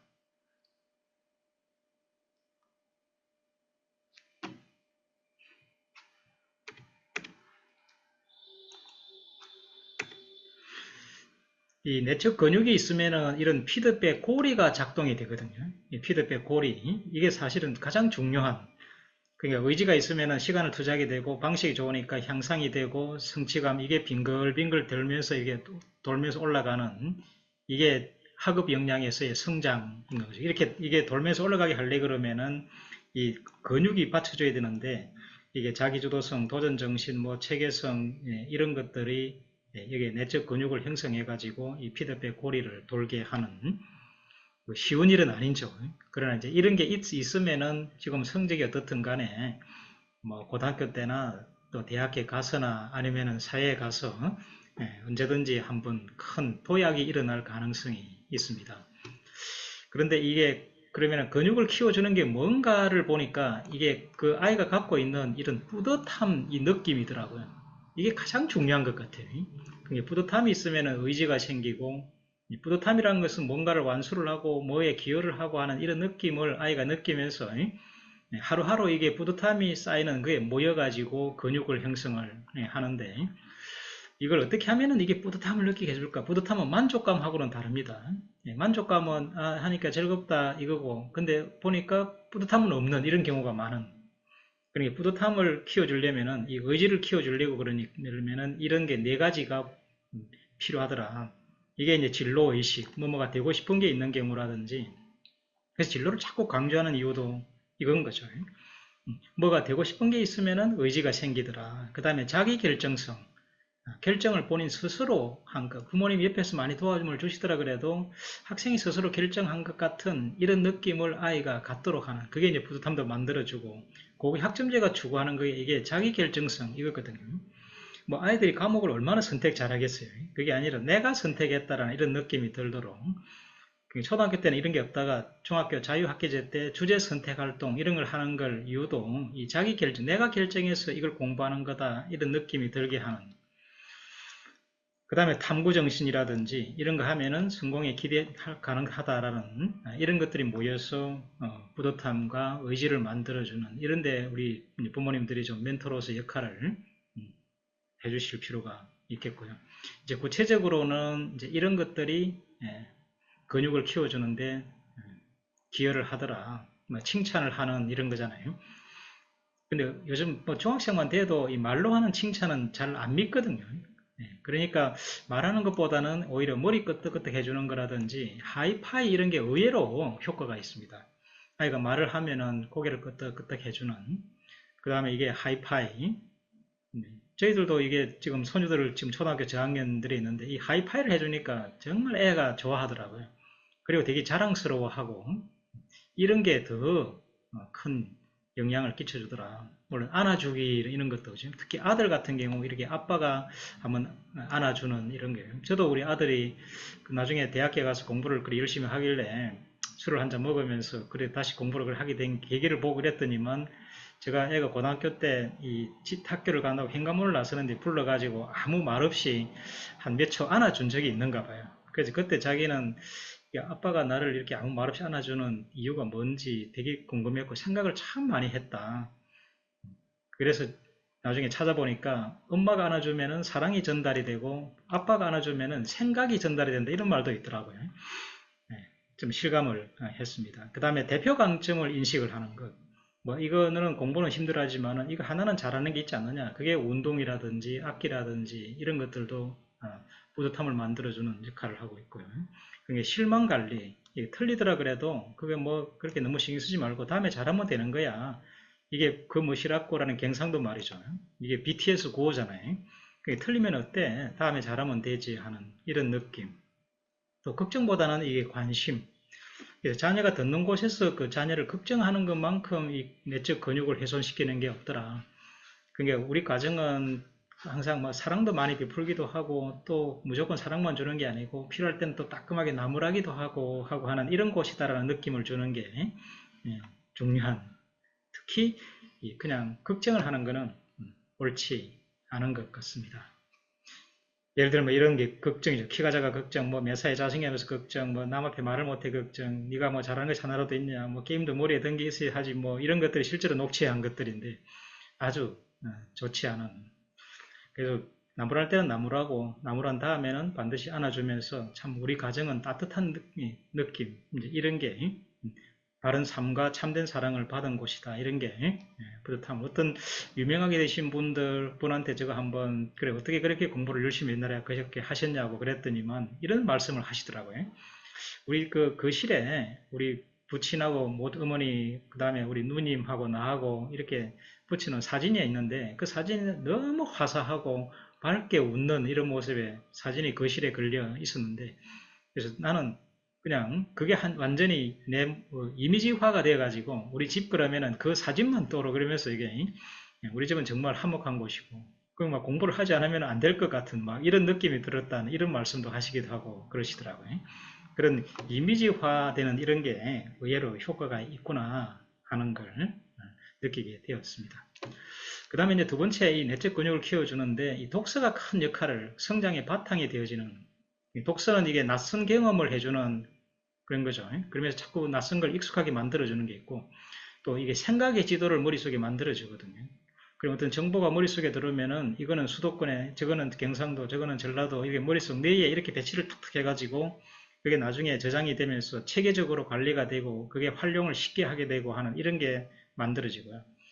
그 다음에 3분이 의외로 중요한 것 같아요. 이 독서는 이게 끈기 있게 참고 견디는 이런 힘을 길러주는 이 세 가지, 이거는 정말 보약 같은 거잖아요. 그러니까 이 독서라는 게 아주, 그런데 요즘 이 도파민 중독, 게임이나 스마트폰, 쇼폰, 뭐 TV나 이런 거 아이들이 자꾸 이제 노출이 되다 보니까 이 뇌, 특히 전전두엽, 이게 바뀌어버린 아이들이 아주 많은 것 같아요. 이제 이런 아이들은 이게 이런 데 빠지면 행복감은 있는데 가장 필요한 이런 뿌듯함이 없는, 참 재미나게 놀았는데 남는 게 없다는 이런 생각을 본인 스스로도 하게 되어지는 이런 거죠. 그러니까 책 읽기는 이런 문장 속의 깊은 의미까지도 파악하는 이런 게 가능하고, 즉 파도를 보면서도 바람을 느끼게 되는, 그러니까 책 읽기가 정말 중요한 거예요. 이 디지털로 읽는 거는 똑같은 읽기인데 이 F자형으로 읽을 가능성이 커요.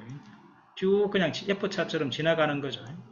첫 문장 보고 밑으로 내려가고 관심 있는 부분이 있으면 가서 그 부분만 읽어보고 넘어가는, 그러다 보니까 조금 끈기가 필요한 이런 독서나 강의를 듣는 경우는 금방 스트레스를 느끼고 기분이 언짢아져 버리는 게, 이게 일찍 이게 노출이 되져 버리면은 이미 뇌가 바뀌어 버리기 때문에 이거는 어쩔 수 없습니다. 그러니까 초등 저학년 때 핸드폰을 사주는 거는 상당히 위험하다고 봐야 돼요.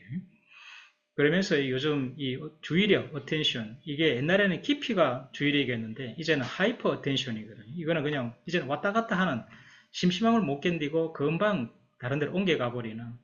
근데 약속을 해가지고 지하철을 타고 가는데 앉자마자 그냥 그 약속에 머릿속에 생각하다가 금방 그냥 손이 핸드폰으로 가버리면서 핸드폰을 열게 되어지거든요. 이게 이제 뇌가 그렇게 바뀌어버렸기 때문에 그럴 수밖에 없는 상황이 되어진다. 이게 도파민 중독이라고 보시면. 어른은 괜찮은데 아이들이 이렇게 가버리면, 이게 그 사진이잖아요. 예. 이게 뇌에 뇌파를 찍어 보니까 우리 앞에 있는 전전두엽, 이게 정보를 처리하는 아주 중요한 곳인데, 이게 빨간색이 돼야 뇌가 활성화되는 건 거거든요. 이게 줄글을 읽을 때, 글을 읽을 때는 빨간색이 나타나는데 동영상이나 오디오북을 들을 때는 빨간색이 하나도 안 나타나죠. 이거는 이 정면을 본 겁니다. 이 위에서 보면은 이 책을 읽을 때는 이 빨간색이 이게 코 있는데 이 앞부분에 뇌에 나타나는데, 영상을 볼 때는 전혀 안 나타나거든, 앞부분에. 이게 전두엽이 활성화가 전혀 안 되는. 그러니까 이게 독서를 하는 것, 비디오, 그죠? 핸드폰을 보는 거 다 정보를 얻는 거지만은 이 뇌 입장에 볼 때는 천지 차이인 겁니다. 그죠? 이것도 재미나는 사례. 이게 다시 책으로라는 이 아주 그 유명한 뇌과학자, 읽기 뇌과학자인데, 똑같이 이게 해밍웨이 글이라고 하는 세상에 제일 짧은 소설이라고 합니다. 팔리고 내놨습니다. 아기 신발입니다. 사용한 적이 한 번도 없습니다. 이런 뜻인데, 이걸 디지털 읽기 하니까 그냥 온라인에서 물품 거래로 인식을 하고, 이걸 책이라, 이게 책이거든요. 책이라라고 전제를 해서 읽게 하니까, 아, 이게 아이를 저 세상에 떼나보는 엄마의 눈물이구나. 이제 이런 게 보이는 거죠. 왜 똑같은 글인데 디지털 읽을 때는 그게 안 보이고 책으로 읽을 때는 보이는지, 이게 독서의 힘이고 뇌가 그렇게 작동하고 있기 때문에. 그래서 아까 말씀드렸듯이 읽기를 한다는 거는, 그죠? 우리가 그냥 파도만 보는 게 아니라 파도를 보면서 바람을 함께 느끼는 이런 게 가능하게 해주는 거더라. 그래서 이게 독서는 아이의 내면에서 근육을 쫙 만들어주면서 참고 견디고 또 뭔가를 보면은 더 깊이 있게 생각해 줄 수 있는 이런 힘을 길러주더라. 그래서 서울대학 입학본부에 나오는, 이 서울대 입학본부에 나중에 기회 되면 한번 들어가 보십시오. 그게 아로리라는 이게 웹진이 있습니다. 거기 온갖 입시 자료들이 있으니까 그 가운데 신입생들의 서재 코너라는 데 있는데, 그게 보시면은 학생 말도 있고 교수 말도 있고 입학본부 이야기도 있는데, 학생 입장에서 하는 말은, 서울대는 이 책 읽는 사람을 환대하고 그런 사람들을 놀랍게 골라가지고 뽑더라, 이런 이야기. 교수님들은 서울대 학생들의 공통점은 책을 많이 읽는 거더라 라는 거. 입학본부는 자기 소개서가 없더라 그래도 이 독서를 많이 한 이런 생각을 가급적 뽑고 싶다. 그게 독서에 대한 강조가 눈에 띄고요. 이런 것도 참고를 하실 필요가 있을 것 같아요. 각 단과대학별로 진로별로 지금 현재 서울대 지원자들 가운데 가장 많이 읽은 책은 뭔지, 이런 것들을 한번 그냥 참고를 하시기 바랍니다. 정리를 해보니까 이 독서 능력은 자기도적으로 삶을 살아가는 핵심 역량 중에 하나더라. 플로 여사 이 사람이 이런 말을 했어요. 오늘날의 독자가 내일엔 리더가, 우리 사회 리더가 되는 거더라. 발음이 비슷한 걸 가지고 이렇게. 그러니까 아이마다 부모님들은 이게 지도를 해주실 때 이 독서 친화력이 다르다. 우리 애는 왜 책에 이렇게 관심이 없을까? 이렇게만 보지 마시고, 이거는 다른 건 어쩔 수가 없어요. 그 다음에 또 이게 그렇다 그래가지고 디지털 이걸 완전히 금지시킬 수는 없거든요. 그러니까 어떻게든 디지털 역량하고 이 독서 역량의 이런 균형만 잡으면 되니까, 균형을 잡아주는 게 뭔지 이런 고민을 하고, 그 다음에 디지털을 보든 책을 보든 디지털도 이제는 책처럼 읽어라. 책 읽기를 통해서, 그죠? 이 사고리를 키우듯이 디지털에서 어떤 뭔가 찾아볼 때도 그냥 책을 펼친 것처럼 이런 느낌으로 한 단계 이면에 있는 것까지도 한번 생각해 보라. 이렇게 이야기를 해주면 될 것 같습니다. 네, 이제 3부 마지막 주제는 이 대입에 관한 건데요. 이 대입은 이제는 아직 시간 여유가 있기 때문에 기본적인 걸 좀 알아두실 필요가 있습니다. 기본 용어들이라든지 이런 것들을 파악을 해 두십시오. 그러면은 전체적인 그림이 그려지고 나중에 고등학교가 되어서 가서 구체적으로 이렇게 준비를 하실 때 이게 큰 그 기본 바탕이 될 수가 있습니다. 우리나라 헌법은 능력에 따라 균등하게 교육받을 권리, 이렇게 이야기를 해놨어요. 헌법 31조가 교육에 관한 건데요. 첫 마디가 능력에 따라 균등하게, 교육을 균등하게 받는데 능력을 구분해가지고 그 사람들끼리 모아서 교육을 받는다, 이런 뜻인 거죠. 그러니까 대학 입시가 존재하는 이유도 이 헌법 여기에 따른 거라고 보실 수 있겠습니다. 그래서 법에 이 입시에 대한 것들을 쫙 이렇게 설계를 잘 해놨어요. 우선 지원 자격에 관한 용어는 일반 전형, 특별 전형이 있더라. 일반 전형은 누구나 지원하는 것, 특별 전형은 특별한 지원 자격이 있는 것, 기회균형이라든지 지역균형이라든지 지역인재 이런 것들이 특별전형. 기회균형은 사회배려자 같은 거고, 지역균형은 서울에 있는 대학들이 각 지역에 골고루 학생을 뽑겠다 하는 이런 거죠. 지역인재는 완전히 다른 거죠. 지역에 있는 대학들, 나는 수도권 대학이고 다는 지역의 대학들이고, 지역의 대학에 지역의 애들을 뽑겠다라는 게 대학 다하고 이런 거죠. 그 다음에 이 학생 모집 용어에 따라서는 수시, 정시, 추가 모집이 있고, 3번에 그 선발할 때 그럼 뭘 가지고 선발할 건가 그러면은 법적으로는 전형 자료를 요 세 개를 이렇게 규정을 해놨어요. 우리나라 입시는 요 세 개만 활용을 해야 돼요. 학생부 기록이나 국가시험이나 대학별 고사나. 그리고 이 전형 요소, 이게 중요합니다. 그럼 뭘 가지고 뽑을 건지 이게 보라색으로 되어 있죠. 학생부는 교과가 있고 교과예가 있고, 수능은 수능 점수가 있고 수능 최저 등급이 있고, 대학은 논술, 면접, 구술고사 이런 것들을 전형 요소라고 그럽니다. 그러면 대학들이 이런 전형 요소들을 결합해 가지고 입시를 만드는 이런 거죠. 그 다음에 제일 중요한 거는 4번이죠. 전형 유형. 전형 유형을 국가가 설계를 해놨다. 그래서 이건 학생부 위주의 종합전형, 교과전형, 수능 위주, 논술, 실기 위주라. 이 말은 이거 한 개만 가지고 뽑는 게 아니라 이걸 한 60% 이리 하고 나머지들 몇 개를 추가해도 된다, 이런 뜻인 거죠. 그래서 학생부 종합, 학생부 교과 이런 걸 전형 유형이라고 그럽니다. 특히 전형 요소는 뭐고 전형 유형은 뭔지 이걸 학부모님들이 알아두셔야 우리나라 대입이 이해가 됩니다. 그 다음에 전형명 혹은 전형 명칭, 이거는 대학이 부여한 거예요. 대학이 그냥 자기들이 우리 대학의 전형은 이렇게 붙이겠어요, 이렇게 붙여놓은 거예요. 예를 들어 서울대가 수시에 일반 전형 이러면은, 수시 일반 전형 이거는 앞에 요 일반 전형이 아니고 서울대가 붙인 이름입니다. 그럼 이걸 가로로 해가지고 반드시 4번에 있는 전형 유형을 표현을 해주기로 되어 있어요. 그러면 대학의 전형 명칭 앞이든 뒤든 이 전형 유형이 첨부되어져 있다. 그럼 이게 우리나라 입시를 이해하는 기본입니다. 그러면 수시고 일반 전형이고 학생부 종합 전형이고, 전형 요소는 학생부 교과, 교과의 성적하고 구술고사 이런 걸 보는 거다. 이런 게 전형 요소고, 이렇게 하면은 전형 요소는 뭔지, 전형 유형은 뭐고, 전형 명칭은 뭐고, 이런 게 이해가 되시겠죠. 그래서 중요한 거는 전형 유형이더라. 지금은 국가가 이 5개 전형 유형을 만들어 놨다. 그러면 수시나 정시에 있는 대학들이 활용하는 것은 이 전형 유형인 거죠.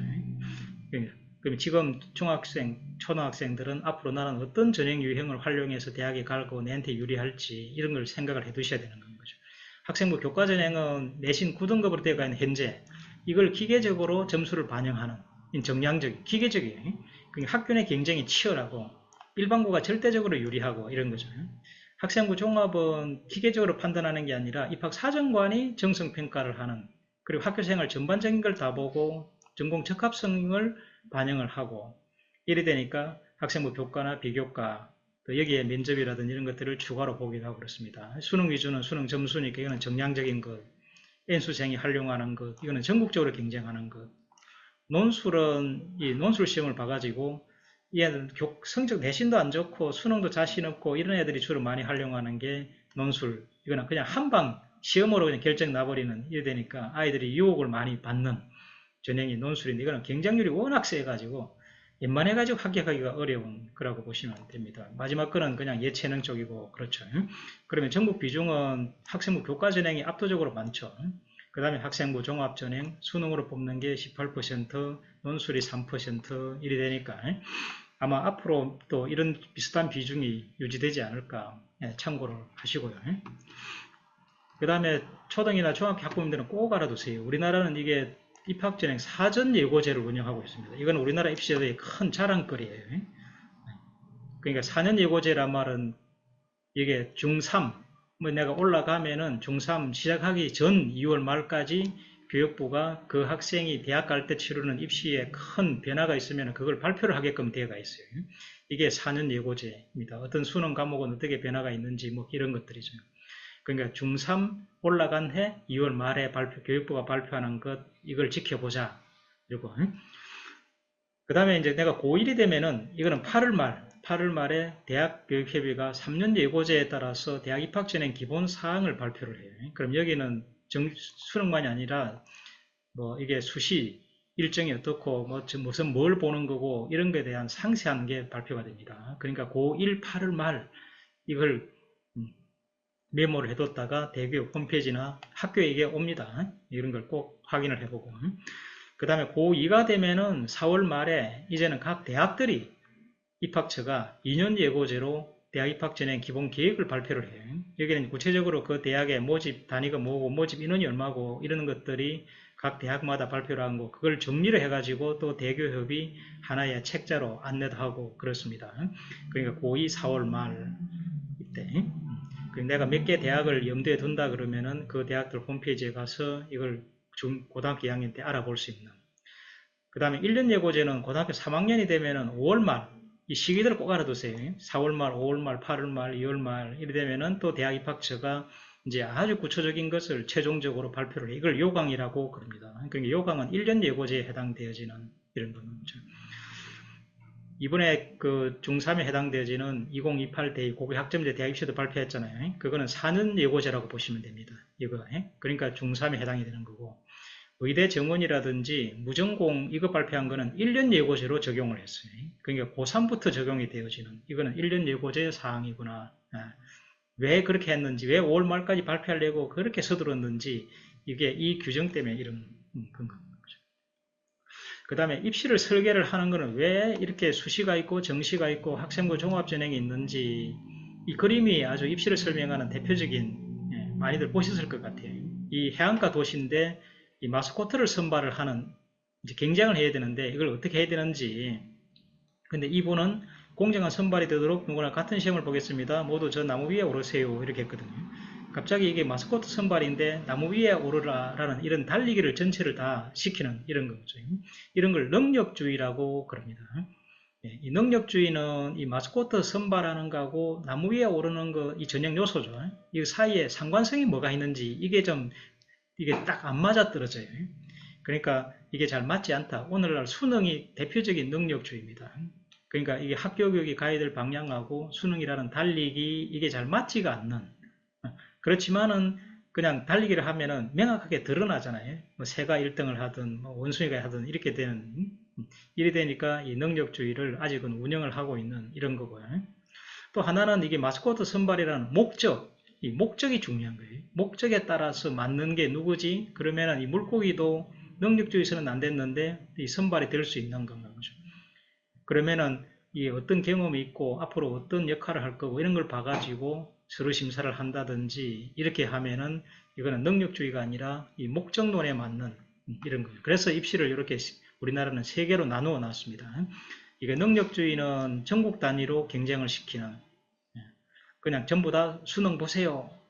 그러면 서울 학생이나 지방생 다 봐가지고 이 능력 그 성취도, 이게 점수에 따라서 순서를 매기는, 이게 능력주의인데, 이 능력주의는 오늘날 되게 비판을 많이 받습니다. 시대에 맞지 않다. 그래서 정시에 대한, 수능 시험에 대한 이런 반대 여론들이 교육계에 많이 일어나는 이유도 이거라고 보시면 되고요. 이제 반대가 되는 게 연계주의 이거죠. 연계주의는 능력주의보다는 이 순위가 중요한 게 아니고 이게 의미가 더 중요해요. 얘가 고등학교 때 공부를 그게 어떻게 의미에 맞게끔 공부를 했는지 이걸 따져보고 성적은 다르더라 그래도 우리 대학에 필요한 이런 공부를 했네, 이런 의미가 있네, 이렇게 보면은 그걸 가지고 선발을 하는 게 고등학교 교육하고 대학 교육을 연계를 시켜주는, 이걸 학업 적합도라고 그러는 거죠. 그러니까 기계공학부에 가장 필요한 거는 물리잖아요. 근데 능력주의는 물리가 힘들면 물리를 택하지 말고 지구과학을 택해가지고 성적을 높여주면 능력주의고, 연계주의는 그 기계공학에 맞는 물리를 들어서 2등급이 된 애가 다른 과목보다 더 의미가 있다 이렇게 보면 뽑아줄 수 있는 게 이 연계주의인 거죠. 그래서 수시는 연계주의를 표방을 하고 정시는 능력주의를 표방을 해서 이 두 개가 수시가 있고 정시가 있고 우리나라는 이걸 합하기가 어렵습니다. 그래서 연계주의의 장점인 아이들은 이걸 활용을 하고 능력주의를 활용하기 좋은 애들은 이걸 활용을 하고 이런 기회를 다양화해주는 이거는 복잡하게 만든 게 아니고 이 기회의 다양화라고 보셔야 돼요. 그 다음에 이제 균형주의는 아까 말씀드린 지역균형, 지역인재 전형 뭐 이런 것들 여러 가지 사회배려자 전형 이렇게 두 가지가 있고 그 다음에 지금 이게 밑에 있는 하살표가 두 개가 있는데요. 이 하살표 위에 거는 연계주의, 즉 수시인데 정시를 수능을 활용하는 게 위에 하살표입니다.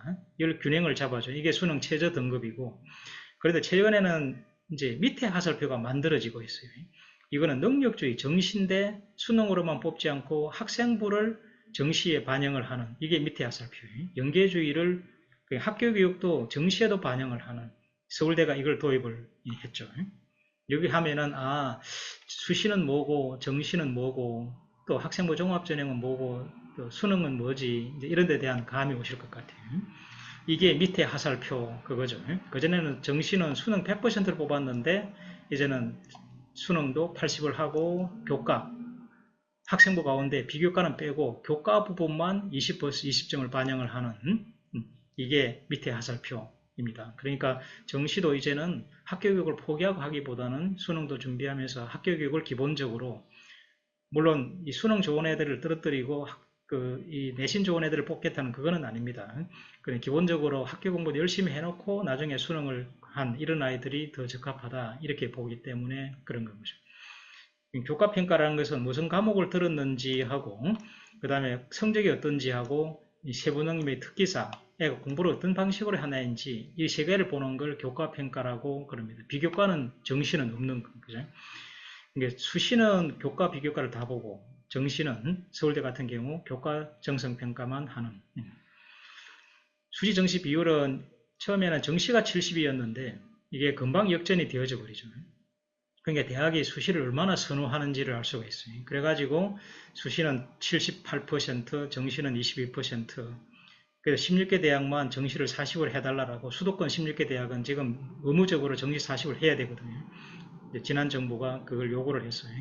그래서 정시를 40으로 16개 대학만 늘렸는데 이 그래프를 보시면은 그 해가 전국적으로는 정시 비율이 제일 적은 해가 돼버려요. 그 말은 다른 대학들은 수시 비중을 왕창 늘려버린 이런 뜻인 거죠. 그러니까 완전 16개 대학하고 다른 대학들이 다른 길을 가게 되는 그러면서 N수생을 부추기고 지방에 있는 대학들은 학생들이 없어져서 지금 난리고 다 보면은 정시에 16개 대학을 가겠다고 재수를 하고 하는 이런 현상이 나타나는 이게 지금 우리가 해결해야 될 가장 큰 문제입니다. 그 다음에 또 요즘 입시의 그 이슈가 무전공 선발 이건데요. 이거는 이번에 정부가 이 법을 바꿨어요. 고등교육부 시행령에 지금까지는 대학에는 학과 또는 학부를 두는 것을 원칙으로 하되 이래 됐는데 이걸 뒤집어 버렸습니다. 이제 대학에는 학칙으로 정하는 바에 따라 학과, 학부 또는 이에 상관한 조직을 둘 수 있다 이래 된 거죠. 학과, 학부를 두는 게 원칙이 아니고 이제는 필요하면 학과, 학부를 두는 이런 식으로 바뀌어버린 그 다음에 또 전과 입학해가지고 다른 과를 옮겨가는 것도 이제는 옛날에는 2학년부터 했는데 이제는 1학년 2학기부터 가능하도록 법이 바꿨고 의과대학에 뭐 2년 예과, 4년 본과 이런 식이 있는데 앞으로 이것도 대학이 자율적으로 이제 운영할 수 있게끔 전체적인 이 칸막이가 많이 줄어든 그 속에서 이 무전공 선발이라는 이걸 전공 자율 선택제라는 게 등장하게 되었습니다. 그러니까 전체적인 지금 금년은 한 25% 수준 정도 앞으로 아마 이게 조금 늘어나지 않을까. 유형은 두 개가 있는데 대학 전체 자유전공이 있고 즉 그 대학에 전공이 100개가 있으면은 그 중에 의치, 약, 수, 한간, 사범, 학과는 빼버리고 그럼 20개가 빠지고 80개가 남는다. 이 80개 중에 어디든지 택해도 되어지는 이게 유행 1이고 유행 2는 단과대학별로 선발을 해가지고 공대면은 공대, 인문대면 인문대 4개 과만 가는 게 유행 2고 이렇습니다. 이 두 개를 다 합해가지고 비중을 되게 늘리려고 하는 이런 거고요. 이게 무전공 선발이 계속 갈까? 옛날에도 이걸 계열별 모집을 했다가 다시 학과체제로 돌아가 버렸거든요. 이게 약간 좀 한국적인 상황하고 맞지 않는 이게 아까 말씀드렸듯이 수시는 전공 적합성, 즉 진로 역량을 반영해가지고 아이들이 입학을 하고 또 그 애들이 그 과에 공부도 열심히 하고 오래 남고 이러니까 상당히 성공했다 이렇게 보고 또 정시는 애들이 수능 점수를 맞춰오다 보니까 전공에 관심이 없더라. 성적 순으로 오다 보니. 그러니까 이제 이 무전공은 정시에 주로 배치를 해도 되겠네. 이런 경향이 지금 나타나고 있어요. 그럼 정시로 들어온 이런 아이들이 자기 과에 대한 그 애착도 없이 입학을 하고 이러다 보니까 나중에 그만두는 애들도 많고 또 아이들은 이게 경계가 딱 있는 걸 선호하는데 그래서 복수 전공을 선호하는데 무전공이라는 이거는 들어온 이런 아이들 실제로 지금 무전공으로 선발한 이런 학생들의 중도 탈락률 도중에 대학을 그만두는 비율이 그 대학의 다른 과에 비해서 거의 2배 이상 높아요. 그러니까 이 무전공으로 들어온 애들이 좀 갈팡질팡하고 있구나 이런 느낌이 드는데 이 서울대는 예외입니다. 서울대는 자유전공 학부가 있는데 서울대는 자유전공 학부를 다니다 그만두는 아이들이 다른 과 학생보다도 더 적어요. 그러니까 서울대는 상당히 성공을 한. 그러니까 서울대처럼 이게 운영을 할 수 있으면은 성공을 하고 그러지 않으면은 이게 아이들이 더 좀 부담을 느낄 일일 수도 있기도 하고 그렇다는 걸 염두에 두실 필요가 있고요. 이게 무전공이 확대가 되면 어떤 변화가 있을까? 우선 수도권 대학 경쟁률이 상승. 무전공은 거의 이 로스쿨 진학이라든지 인기 전공을 희망해서 오는 그룹들이기 때문에 경제학, 경영, 컴공, 이제 이런 걸 그래서 지방에 있는 인기 학과를 지원하던 그룹들이 수도권 무전공으로 지원을 할 이런 가능성이 있습니다. 그 다음에 통합 선발을 하는 경우에는 이 이과 공부를 한 학생이 유리해져 버리더라고요. 그러니까 이걸 구분을 하지 않고 이과 수학, 문과 수학을 공부한 이런 아이 그룹들이 같이 경쟁을 하면은 이과 쪽으로 공부하는 학생들이 좀 우수한 아이들이 더 많고 이러다 보니까 합격을 하는 비중이 늘어나는 그 다음에 전공 적합성 진로 역량이라고 부르죠. 이것보다는 일반 학업 역량, 전공이 없다 보니까 일반 학업 역량이 중요한데 그래도 이 내에서 나는 희망 전공을 몇 개 염두에 두고 그게 필요한 과목들은 고등학교 때 적절히 이수를 해둘 필요는 있지 않을까. 그래 나중에 면접을 보고 할 때도 좀 할 말들이 있을 것 같아요. 나는 이 무전공으로 왔지만은 이런 데 대한 관심이 있습니다. 한 군데로 정하지는 마시고 면접할 때도 무전공으로 입학했으면은 이 여러 가지를 전공을 열어두고 그러나 나는 이런 것들을 하기 위해서 이런 과목들을 좀 열심히 들었다 이렇게 이야기를 하는 게 더 교수님들에게는 기대하는 대답이 아닐까 할 수 있을 것 같습니다. 서울대 자유전공 학부는 서울대는 자유전공 학부로 들어오면은 아이들이 졸업할 때까지 자유전공 학부에 있으면서 전공을 2개를 하거든요. 그러니까 경제학을 그냥 경제학과에 들어간 거, 경제학을 복수 전공한 거, 자유전공 학부에서 경제학을 하는 거 이런 게 다 다른 거죠.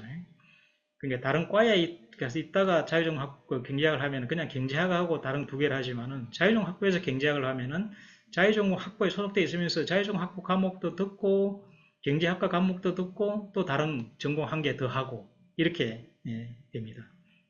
이게 전체로 보면은 이게 거의 5년 단위인데 한 15년 전에는 사회과학대학이 그래프가 덜 높잖아요. 공대는 이 정도였는데 그 다음에 사회과학대학은 줄고 지금은 이제 공대 가는 애들이 제일 많아지는 그러니까 자유중 학부도 가면 갈수록 옛날에는 경제나 이런 쪽이었는데 지금은 공대나 전기전자라든지 이런 쪽으로 공대 쪽에 더 선호도가 높아지는구나. 이게 이제 어떤 변화 추세라고 하겠습니다. 그 다음에 이제 학생부 종합 전형으로 이제 가게 될, 교과 전형은 성적만 좋으면 가는 거니까 이거는 따로 그냥 적절하게 지우만 하면 될 것 같고요. 학생부 종합 전형은 준비를 해야 되기 때문에 거기에 대해서 기본적으로 알아두실 필요가 이거는 그 학교생활 충실도 교과나 비교과를 함께 보는 이런 거고요. 이 학생부 교과 전형에 비해서 내신이 조금 떨어지더라 그래도 지원을 할 수 있는 그 내신 상승 효과가 일어나는 게 장점이라고 하겠습니다. 서울은 이런 0.5, 0.7, 수도권은 이 정도 상승, 지방은 이렇고 전국 의대는 이 정도 내신이 좀 부족해도 학생부 종합 전형으로는 한번 도전을 해볼 만하더라. 그리고 상위권 대학들은 학종으로 들어온 애들이 제일 우수하더라 이런 생각을 아주 강하게 하고 있기 때문에 학종 선호도가 엄청 높아요. 이런 것들도 한번 활용을. 이 서울대도 보시면은 지역균형은 주로 내신의 영향력이 크고 일반 전형은 좀 다양한 학업 역량이 있는 아이들이고 이렇게 보시면은 지역균형은 내신 점수가 이 일반 전형보다도 훨씬 카트라인이 70컷이 높죠, 그죠? 물론 일반고 특목고 비중도 영향을 끼쳤습니다만은 전반적으로 내신이 떨어져도 일반 전형은 학생부 종합전형으로 하는 위에서는 좀 합격을 할 수 있는 가능성이 커지더라. 이런 걸 참고를 할 수 있고요. 그 다음에 이 정부가 2019에 이 대입제도 공정성 강화 방안을 발표를 하게 되면서 그 학생부 종합전형을 운영하는 게 많이 바뀌었습니다.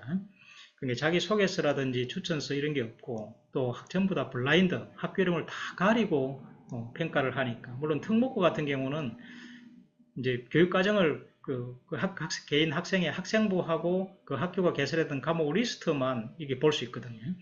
그러니까 그 과목 리스트를 보면은 이거는 특목고, 예국고등학교, 이거는 과학고등학교 이렇게 알 수 있는데 일반고는 거의 알 수 없는 서울에 있는 일반고인지 지방에 있는 일반고인지 그런 상황에서 평가가 진행이 되고 여기에 보라색으로 되어 있는 거는 학생부에 아예 기재를 못하고 녹색으로 되어 있는 거는 기재는 하는데 대학에는 전달이 안 되는 이런 겁니다. 그러니까 이 미반영, 입시에 반영할 수 없는 항목들이 아주 많아요. 수상 경력이라든지 이런 독서 같은 경우도 감상문은 안 되고 무슨 책을 읽었는지만 알 수 있는 이런 것들이 있으니까 참고를 하시고 그러다 보니까 비교과가 영향이 줄어드는 대신에 이 교과, 수업 그러다 보니까 세트, 창의적 체험활동, 종합오겐 이 영향력이 커지는 특히 교과하고 세트 이게 당락을 좌우하는 이런 현상들이 나타나고 있고 거기에 따라서 대학들이 평가 항목도 바꾸어 가버렸습니다.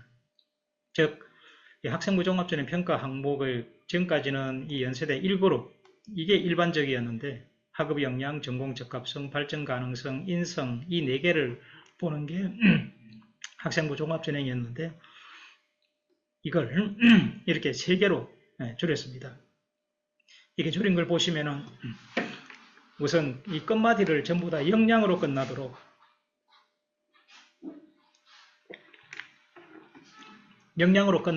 한 게 하나 특징이고 또 하나는 이 태도 역량이라든지 사회 역량 이런 쪽 비교과 부분 이런 것들을 하나로 그냥 공동체 역량으로 확 줄여버리고 이 지적인 역량 즉 학업 쪽 부분은 그대로 유지하는 이래 되니까 상대적으로 학업 쪽 비중이 크게 증가한 이런 현상이 지금 전국 대학에 제일 많이 하는 그룹이 1그룹이거든요.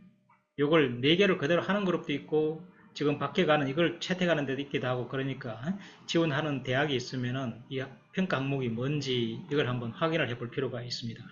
지금은 가장 기본적인 것은 요 3개고 이제 서울대나 서강대나 이런 데는 이게 전공 적합성이라는 게 따로 없어요.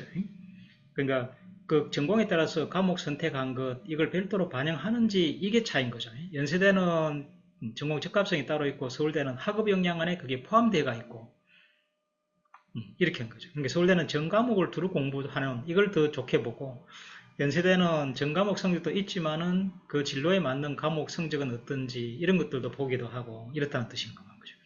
그 학교별로 이게 다르니까 이런 그룹을 지어서 또 어떤 중하위권 대학들은 전공 적합성을 또 되게 강조를 합니다. 학업 역량보다도 오히려 더 강조를 하는 이런 걸 한번 구분을 하실 필요가. 연세대 그 그룹이 하고 있는 이 세부 내용들은 학업 역량은 학업 이 3가지 학업 성취도가 어떻고 학업하는 태도가 어떻고 세특이죠. 아까 말씀드린 이 탐구력 이 3번 이게 자꾸 영향력이 커지고 있어요. 아이가 자기 주도적으로 탐구하는 이런 능력이 있는지 이게 세특 2번 3번이 주로 세특에서 확인되어지는 진로 역량은 과목 이수라든지 그 과목의 성취도 그러니까 특정 과목은 이게 1번에도 반영이 되고 2번에도 반영이 되고 이런 거죠. 내가 뭐 물리를 들어서 기계공학부 간다 그러면은 전체 여기도 반영이 되고 또 여기도 반영이 되고 이런 뜻이죠. 그 다음에 공동체 역량은 이렇고 이제 비중은 학업 역량이 제일 세고 진로 역량이 그 다음이고 공동체 역량이고 거의 당락이 앞에서 이렇게 결정될 가능성이 큽니다. 서울대는 전공 적합성이 따로 없더라. 그래서 학업 역량, 학업 태도, 학업의 소양 이것만 시종일관. 학업 역량은 성적도 있지만은 공부하는 여러 가지 경험 또 공부를 자기가 성찰해가지고 고쳐나가는 이런 게 있는지 성장 이런 것들을 본다는 뜻이고 학업 태도는 공부를 하는 이유 서울대는 특히 이게 세특을 많이 활용을 합니다. 학업의 수양 이렇게 3개 서울대도 학업 역량 이 부분이 당락에 가장 큰 영향을 끼치고 그 다음 학업 태도 이런 순서이더라. 서울대 입시의 특징만 간단히 말씀을 드리면은, 사실 이제 기회만 되면은 뭐 또 서울대도 지원해 볼 수 있는 거죠. 이런 질문을 하잖아요. 에베레스트 산이 가장 높은 이유가 뭔가? 이 주변에 산들이 높기 때문에 그런 거거든. 갑자기 우뚝 설 수는 없는 거거든요. 주변에 높은 산들이 있으니까 그보다 높은 산이 에베레스트 산이 돼서 세계에서 가장 높은 산이 된 이런 것처럼, 주변에 그런 우수 아이들이 모여가 있다는 이런 것은 큰 장점인 것 같아요. 서울대 입시는 특히 이 고등학교 3년간의 학업, 이걸 중요시하더라. 그래서 수시는 학생부 종합전형으로만 운영을 하고, 정시는 수능 점수만 하면 되는데 굳이 또 학생부의 교과 활동을 반영을 하더라. 그러니까 고등학교 3년간 열심히 공부한 아이가 시험 한 번 잘 본 아이보다도 훨씬 낫더라, 이런 판단을 하고 있는 건 거죠. 그 다음에 지역균형 선발을 해서 일반고 중심으로 학생을 뽑는 게 별도로 있더라. 수시에 지역균형전 모든 학교에 2명만 지원을 해주는. 그래서 전국에 고등학교, 서울대 지원하는 고등학교가 한 1,700개, 1,800개 정도 되고 합격자는 한 900개 정도 됩니다. 그러니까 아직도 반 정도밖에 지원한 가운데 합격이 안 되는 거죠. 그래도 900개 정도 한 명이라도 합격하는 학교가 배출되는 게 이 지역균형 선발을 하기 때문에 그런 거라고 보시면 되고요. 그 다음에 점수 수치보다는 이 입학 사정관의 판단을 서울대는 되게 중요시해요. 이게 정성적인 판단이죠. 그러니까 이 모집단에서 공부할, 서울대에서 공부할 이런 적합성, 이걸 따져보더라, 이런 뜻이고, 특히 이 4번 영향력이 크더라. 자기 주도적 적극적인 수업 참여 태도, 이걸 높이 평가를 해서 학생부의 세부능력의 특기사항, 이 부분을 비중 있게 반영을 하고, 여기에 있는 것들, 이 세부능력 특기사항은 한 과목마다 한 500자, 거의 한 2만 자가 학생별로 대학에 전달이 되어지거든요. 그러니까 세특 한 군데 잘 썼다고 합격하고 한 군데 잘못 썼다고 불합격하고 이런 거는 거의 아니에요.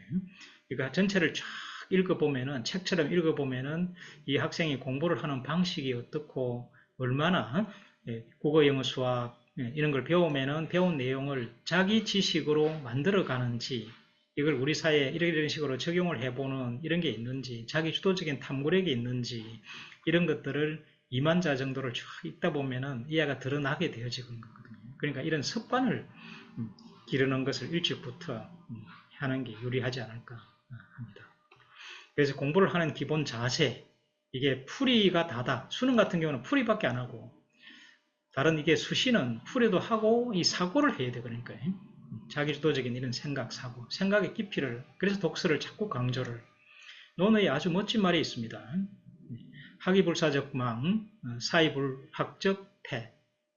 그러니까 배우기만 하고 이 생각을, 사고를 하지 않으면은 이거는 공부를 안 한 것과 마찬가지다, 이런 뜻이에요. 배움이 아니다. 그런 거는 공부라고 할 수가 없다. 또 애가 생각만 하고 이 새로운 콘텐츠를 배우지 않으면은 이거는 위태하기 거지가 없다. 그러니까 공부를 제대로 하려면은 내용도 배우고, 배우는 내용이 있고, 그 다음에 그 콘텐츠를 배운다 끝나는 게 아니라 그게 자기 생각을 자꾸 넣는, 이래야 그게 진정한 학문이 된다 하는 아주 멋진 말이죠. 그러니까 공부도 배움도 있고, 그 다음 그게 학습이 있는, 자기 생각이 들어가는. 그래서 공부를 할 때 지식을 타면은 이거 학생이 그걸 이해는 자기 생각을 넣는 게 이해입니다. 그리고 그 한 것을 확장을 하는, 다른 데 융합 적용도 해보고 적용도 하고 이렇게 하는. 그래서 공부를 하는 기본 태도가, 내가 아는 게 있으면은 아는 그것을 항상 틈이 날 때 이렇게 통찰, 생각을 해보는, 생각을, 사고를 하는, 그리고 그걸 우리 사회에 맞는데 실천을 하는. 영화 영린에 나오는 중용 23절, 아주 유명한 대사죠. 영린 23절, 중용 치면은, 유명 대사 치면은 다 그냥 인터넷에 검색이 됩니다. 이게 정조가 한 이야기입니다. 아는 게 있으면은 거기에 꼭 생각을 하고 이걸 실천을 해야 된다 하는 이야기.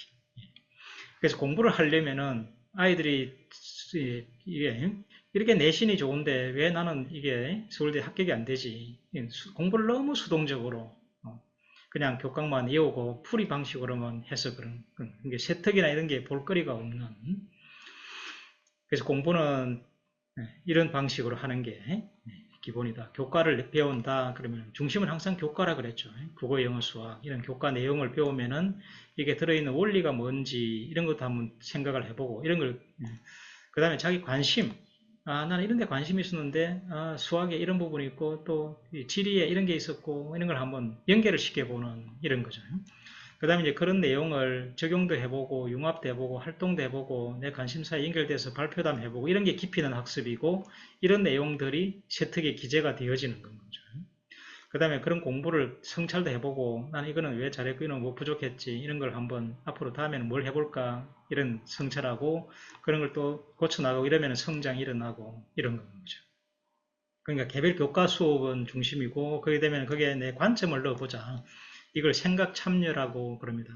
참여 가운데 제일 중요한 거는 생각을 참여하는 거예요. 생각을 참여해가지고 그런데 익숙해지도록. 그러면은 이게 배우는 게 너무 재밌어지고 또 그런 게 진로와 연결이 되면은 효능감도 생기기도 하고 또 내가 그러면 무슨 책을 읽어야 되겠다 생각이 들어서 책 읽어보니까 정말 내가 궁금해했던 거하고 연결이 되네. 이런 게 이제 관심시간 책 읽기 이래 되는 거죠. 그러면 학습하고 또 독서가 연결이 되고 이런 게 전체 세트가 돼서 움직이는 이렇게 하면은 이 교과별로는 온갖 주제들을 배우잖아요. 주제들을 배우면은 그런 주제에 대한 흥미가 생기고 이게 제가 말씀드린 이 학업에 대한 이런 자부심, 이 뿌듯함 이런 게 만들어진 이런 거죠. 이게 손이 공부를 많이 하다 보니까 손 끝이 막 이게 아프기도 하고 그러거든요. 그런 아픈 그 뒤에 오는 이제 자기 전에 침대에 누웠는데 뿌듯함 이런 게 느껴지는 거예요. 이런 게 근육을 만들어주는 그리고 이 세탁을 풍부하게 해주는 이런 역할을 하더라. 방금 이런 것들이 기재되는 게 이 세탁이 되는 게 보라색 이겁니다.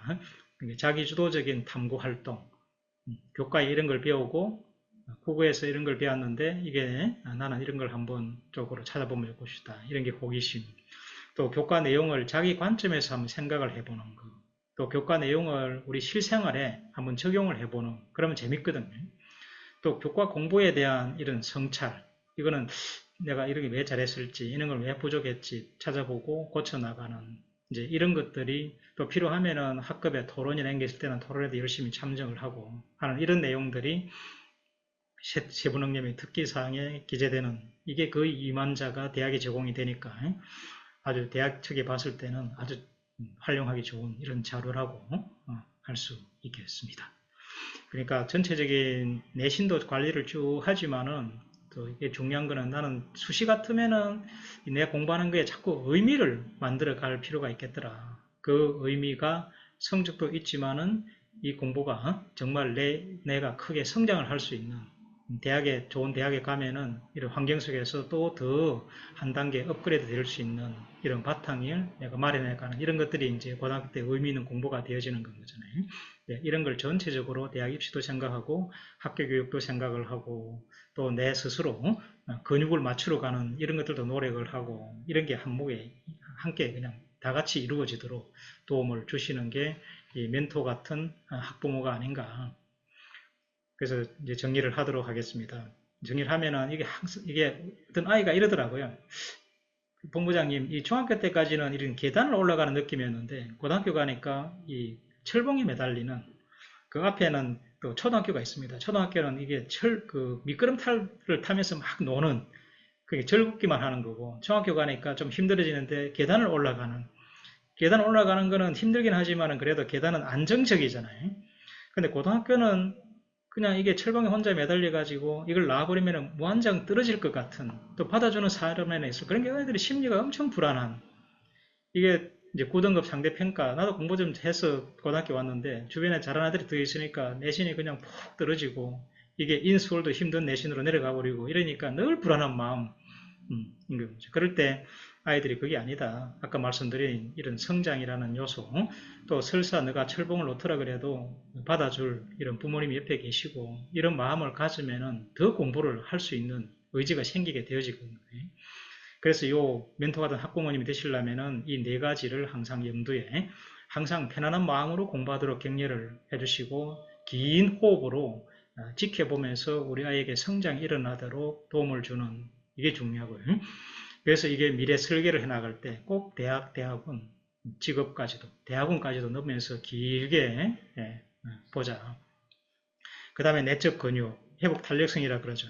이런 것을 키워주면서 스스로 이겨내는 이런 힘을 길러주고 또 아직도 아이들이다 보니까 옆에서 도움을 주지 않으면 안 되거든요. 그러니까 오늘 같은 이런 필요한 정보를 찾아가지고 또 나중에 모아서 자녀에게 정리를 해주고 제공을 해주고 또 그러면서도 그냥 강요를 하기보다는 이런 게 있으니까 결정은 너가 해라.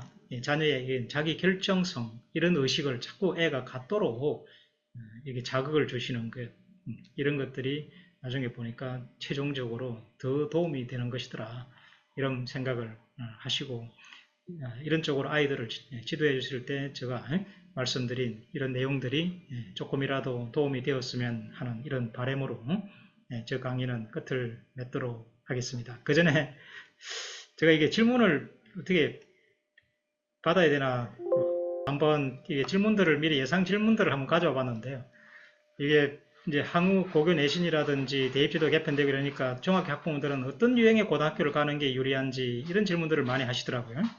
그래서 이거는 뭐 답이 사실은 없습니다. 애들마다 다 상황이 다르고 그러니 그래도 한번 일반적인 기준은 이제 이런 걸로 한번 정리를 해볼 수 있지 않을까. 이 학생의 자기주도적인 학습력이 뛰어나고 이렇다면은 차라리 일반고에 가가지고 해보는 것도 앞으로 더 기회가 있겠다 생각이 들고요. 또 학업 분위기에 의존하는 이런 정도면은 자사고라든지 특목고 이런 쪽을 한번 생각해 볼 수가 있고 또 이게 수시 정시 이 지원 기회 이 활용도가 학교 유형마다 다르기 때문에 집중을 할 건지 복합을 할 건지 나는 수시만 집중하겠다 나는 정시만 집중하겠다 이런 행태인지 아니면 양쪽을 다 해보겠다 이런 행태인지 이제 그러면은 이제 일반고 가면은 이 수시 정시 이렇게 두 가지를 다 해볼 수 있는 여지가 있고 영재고나 특목고는 이런 수시가 집중이잖아요. 또 자사고 같은 경우는 이 정시가 집중이고 이런 경우 특히 이 서초고 같은 경우는 특히 아이들이 좀 우선의 그룹이 상대적으로 많고 그런데 서초고의 입시 특징이 이게 수시나 정시를 다 활용을 잘하더라고요. 그러면서 이제 좋은 결과들도 많이 내고 이제 이런 게 기회 활용에 이런 것도 하나 고려 사항이고 또 미래 진로에 맞는 대입 전략 이것도 이제 의대 전문까지 늘어나고 그랬으니까 한번 생각해 보실 필요가 있을 것 같아요. 내가 의대를 노린다 그러면은 이 일반고나 자사고 이런 것들이 사실 마음 편하고요. 그 다음에 이제 과학이나 공학자 이런 거는 영재고나 과학고 쪽일 거고 법조계나 경제계 이런 거는 외고나 자사고 이럴 거고 또 이게 영재고나 과학고를 가도 지금은 이제 의대가 또 정시가 있다 보니까 나중에 또 이걸 반수를 해서라도 또 가는 이런 경우도 있기도 하다 이러다 보니까 이것도 그냥 뭐 원칙은 이렇다는 뜻이고요. 그 다음에 내신 점수의 대입 영향력 이게 내신에 대한 내신 점수를 가지고 대학에 가는 이런 비중이 커지다 보니까 이게 뭐 지방은 지역인재 전형이 활용이지만은 또 전국 단위의 교과 전형이라든지 이런데 활용을 할 때 내가 교과 전형을 포기할 건지 교과 전형을 뭐 과학고라든지 외고나 이런 데서는 거의 포기하는 수준이 되기 때문에 이 교과 전형 활용 이에 대한 비중 이걸 가지고 선택을 할 필요가 있을 것 같습니다.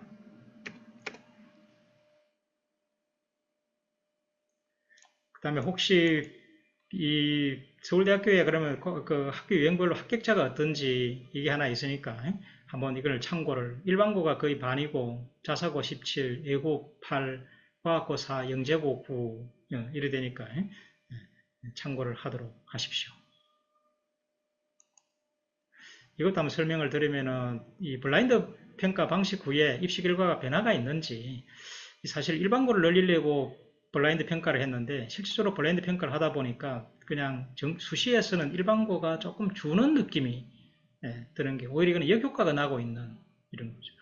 또 정시는 학생부 교과 전형을 학생부 교과를 반영을 하다 보니까 서울대 같은 경우 오히려 일반고 정시 합격자 수가 늘어나고 그러면서 전체적으로는 한 50% 정도 들어오는 이런 상황이고요. 두 번째는 학생부 기재 축소, 자기소개서 표지 후에 대학의 평가 방식이 어떤 변화가 있는지 학생부 종합전형은 사실 이 자기소개서에 대한 비중을 많이 이미 줄여놓은 상태거든요. 그러니까 자기소개서가 폐지되더라 그래도 큰 영향력이 추천서는 그 전에 폐지가 되었고 큰 그게 없고 지금은 학생부라는 이런 공적 문서 중심으로 평가를 하는데 익숙해져 있다고 보면 됩니다. 너무 외부에서 하는 잘못된 정보에 흔들리면 안 될 것 같아요. 그 다음에 세 번째는 과목 선택 시 전공 적합성과 내신 상승 중 어디에 우선해야 되는지 이 인문 사회계 같은 경우는 내신 상승이 더 중요한 것 같아요. 근데 이제 자연계 같은 경우는 아까 말씀드렸듯이 이 전공 그런 그 핵심 권장 과목 이런 게 이제 발표가 되어 있는 대학인지 모집단인지 이런 걸 보시고 그거는 최소한 맞춰주고 그거 외에 또 자연계 같은 경우는 전공 적합성을 염두에 두면서 내신 상승까지도 같이 고려를 해보시는 이런 게 필요하고요. 인문사회계 같은 경우는 내신 상승 쪽이 더 영향력이 있지 않을까. 그 다음에 4번은 진로 수정 후에 전공 적합성하고 이수 과목 사이에 불일치할 때 대학은 어떻게 평가하는지. 사실 이거는 별로 질문을 많이 하시는데 진로 수정 때문에 전공 적합성이 안 맞는 경우는 찾아보기가 사실 어렵거든요. 그러니까 자연계 쪽으로 준비를 하다가 진로를 인문 쪽으로 하는 경우는 오히려 그게 강점이고 약점은 아닌 것 같고요. 인문 쪽으로 하다가 자연 쪽으로 옮기면은 이제 그런 경우는 이게 아까 말씀드린 이 핵심 권장 과목이라든지 꼭 필요한 자연과학 이런 과목은 늦게라도 이수를 해두는 게 필요할 것 같아요. 예, 그런 외에는 크게 상충되는 것 이런 거는 발견하기가 어려웠다. 그 다음에 평가에서 세특 기록의 영향력은 어느 정도인지 이거는 가면 갈수록 이 기록이 영향이 커지고 이러니까 특히 이제 교과 예 부분에 대한 반영 비중이 줄어들면은 이 세특을 가지고 대학들은 볼 수밖에 없는 이런 상황이기 때문에 특히 또 고기 학점제가 되면은 내신 등급마저도 9단계가 5단계로 줄어들기 때문에 이 세특의 영향력은 더 커지지 않을까. 그래서 어떻게든 일찍부터 좀 자기 주도적 이 공부를 자기 것으로 만드는 이런 데 좀 익숙해지도록 지도를 해 주시기 바랍니다. 네. 네, 긴 시간 경청해 주셔서 감사합니다. 고맙습니다.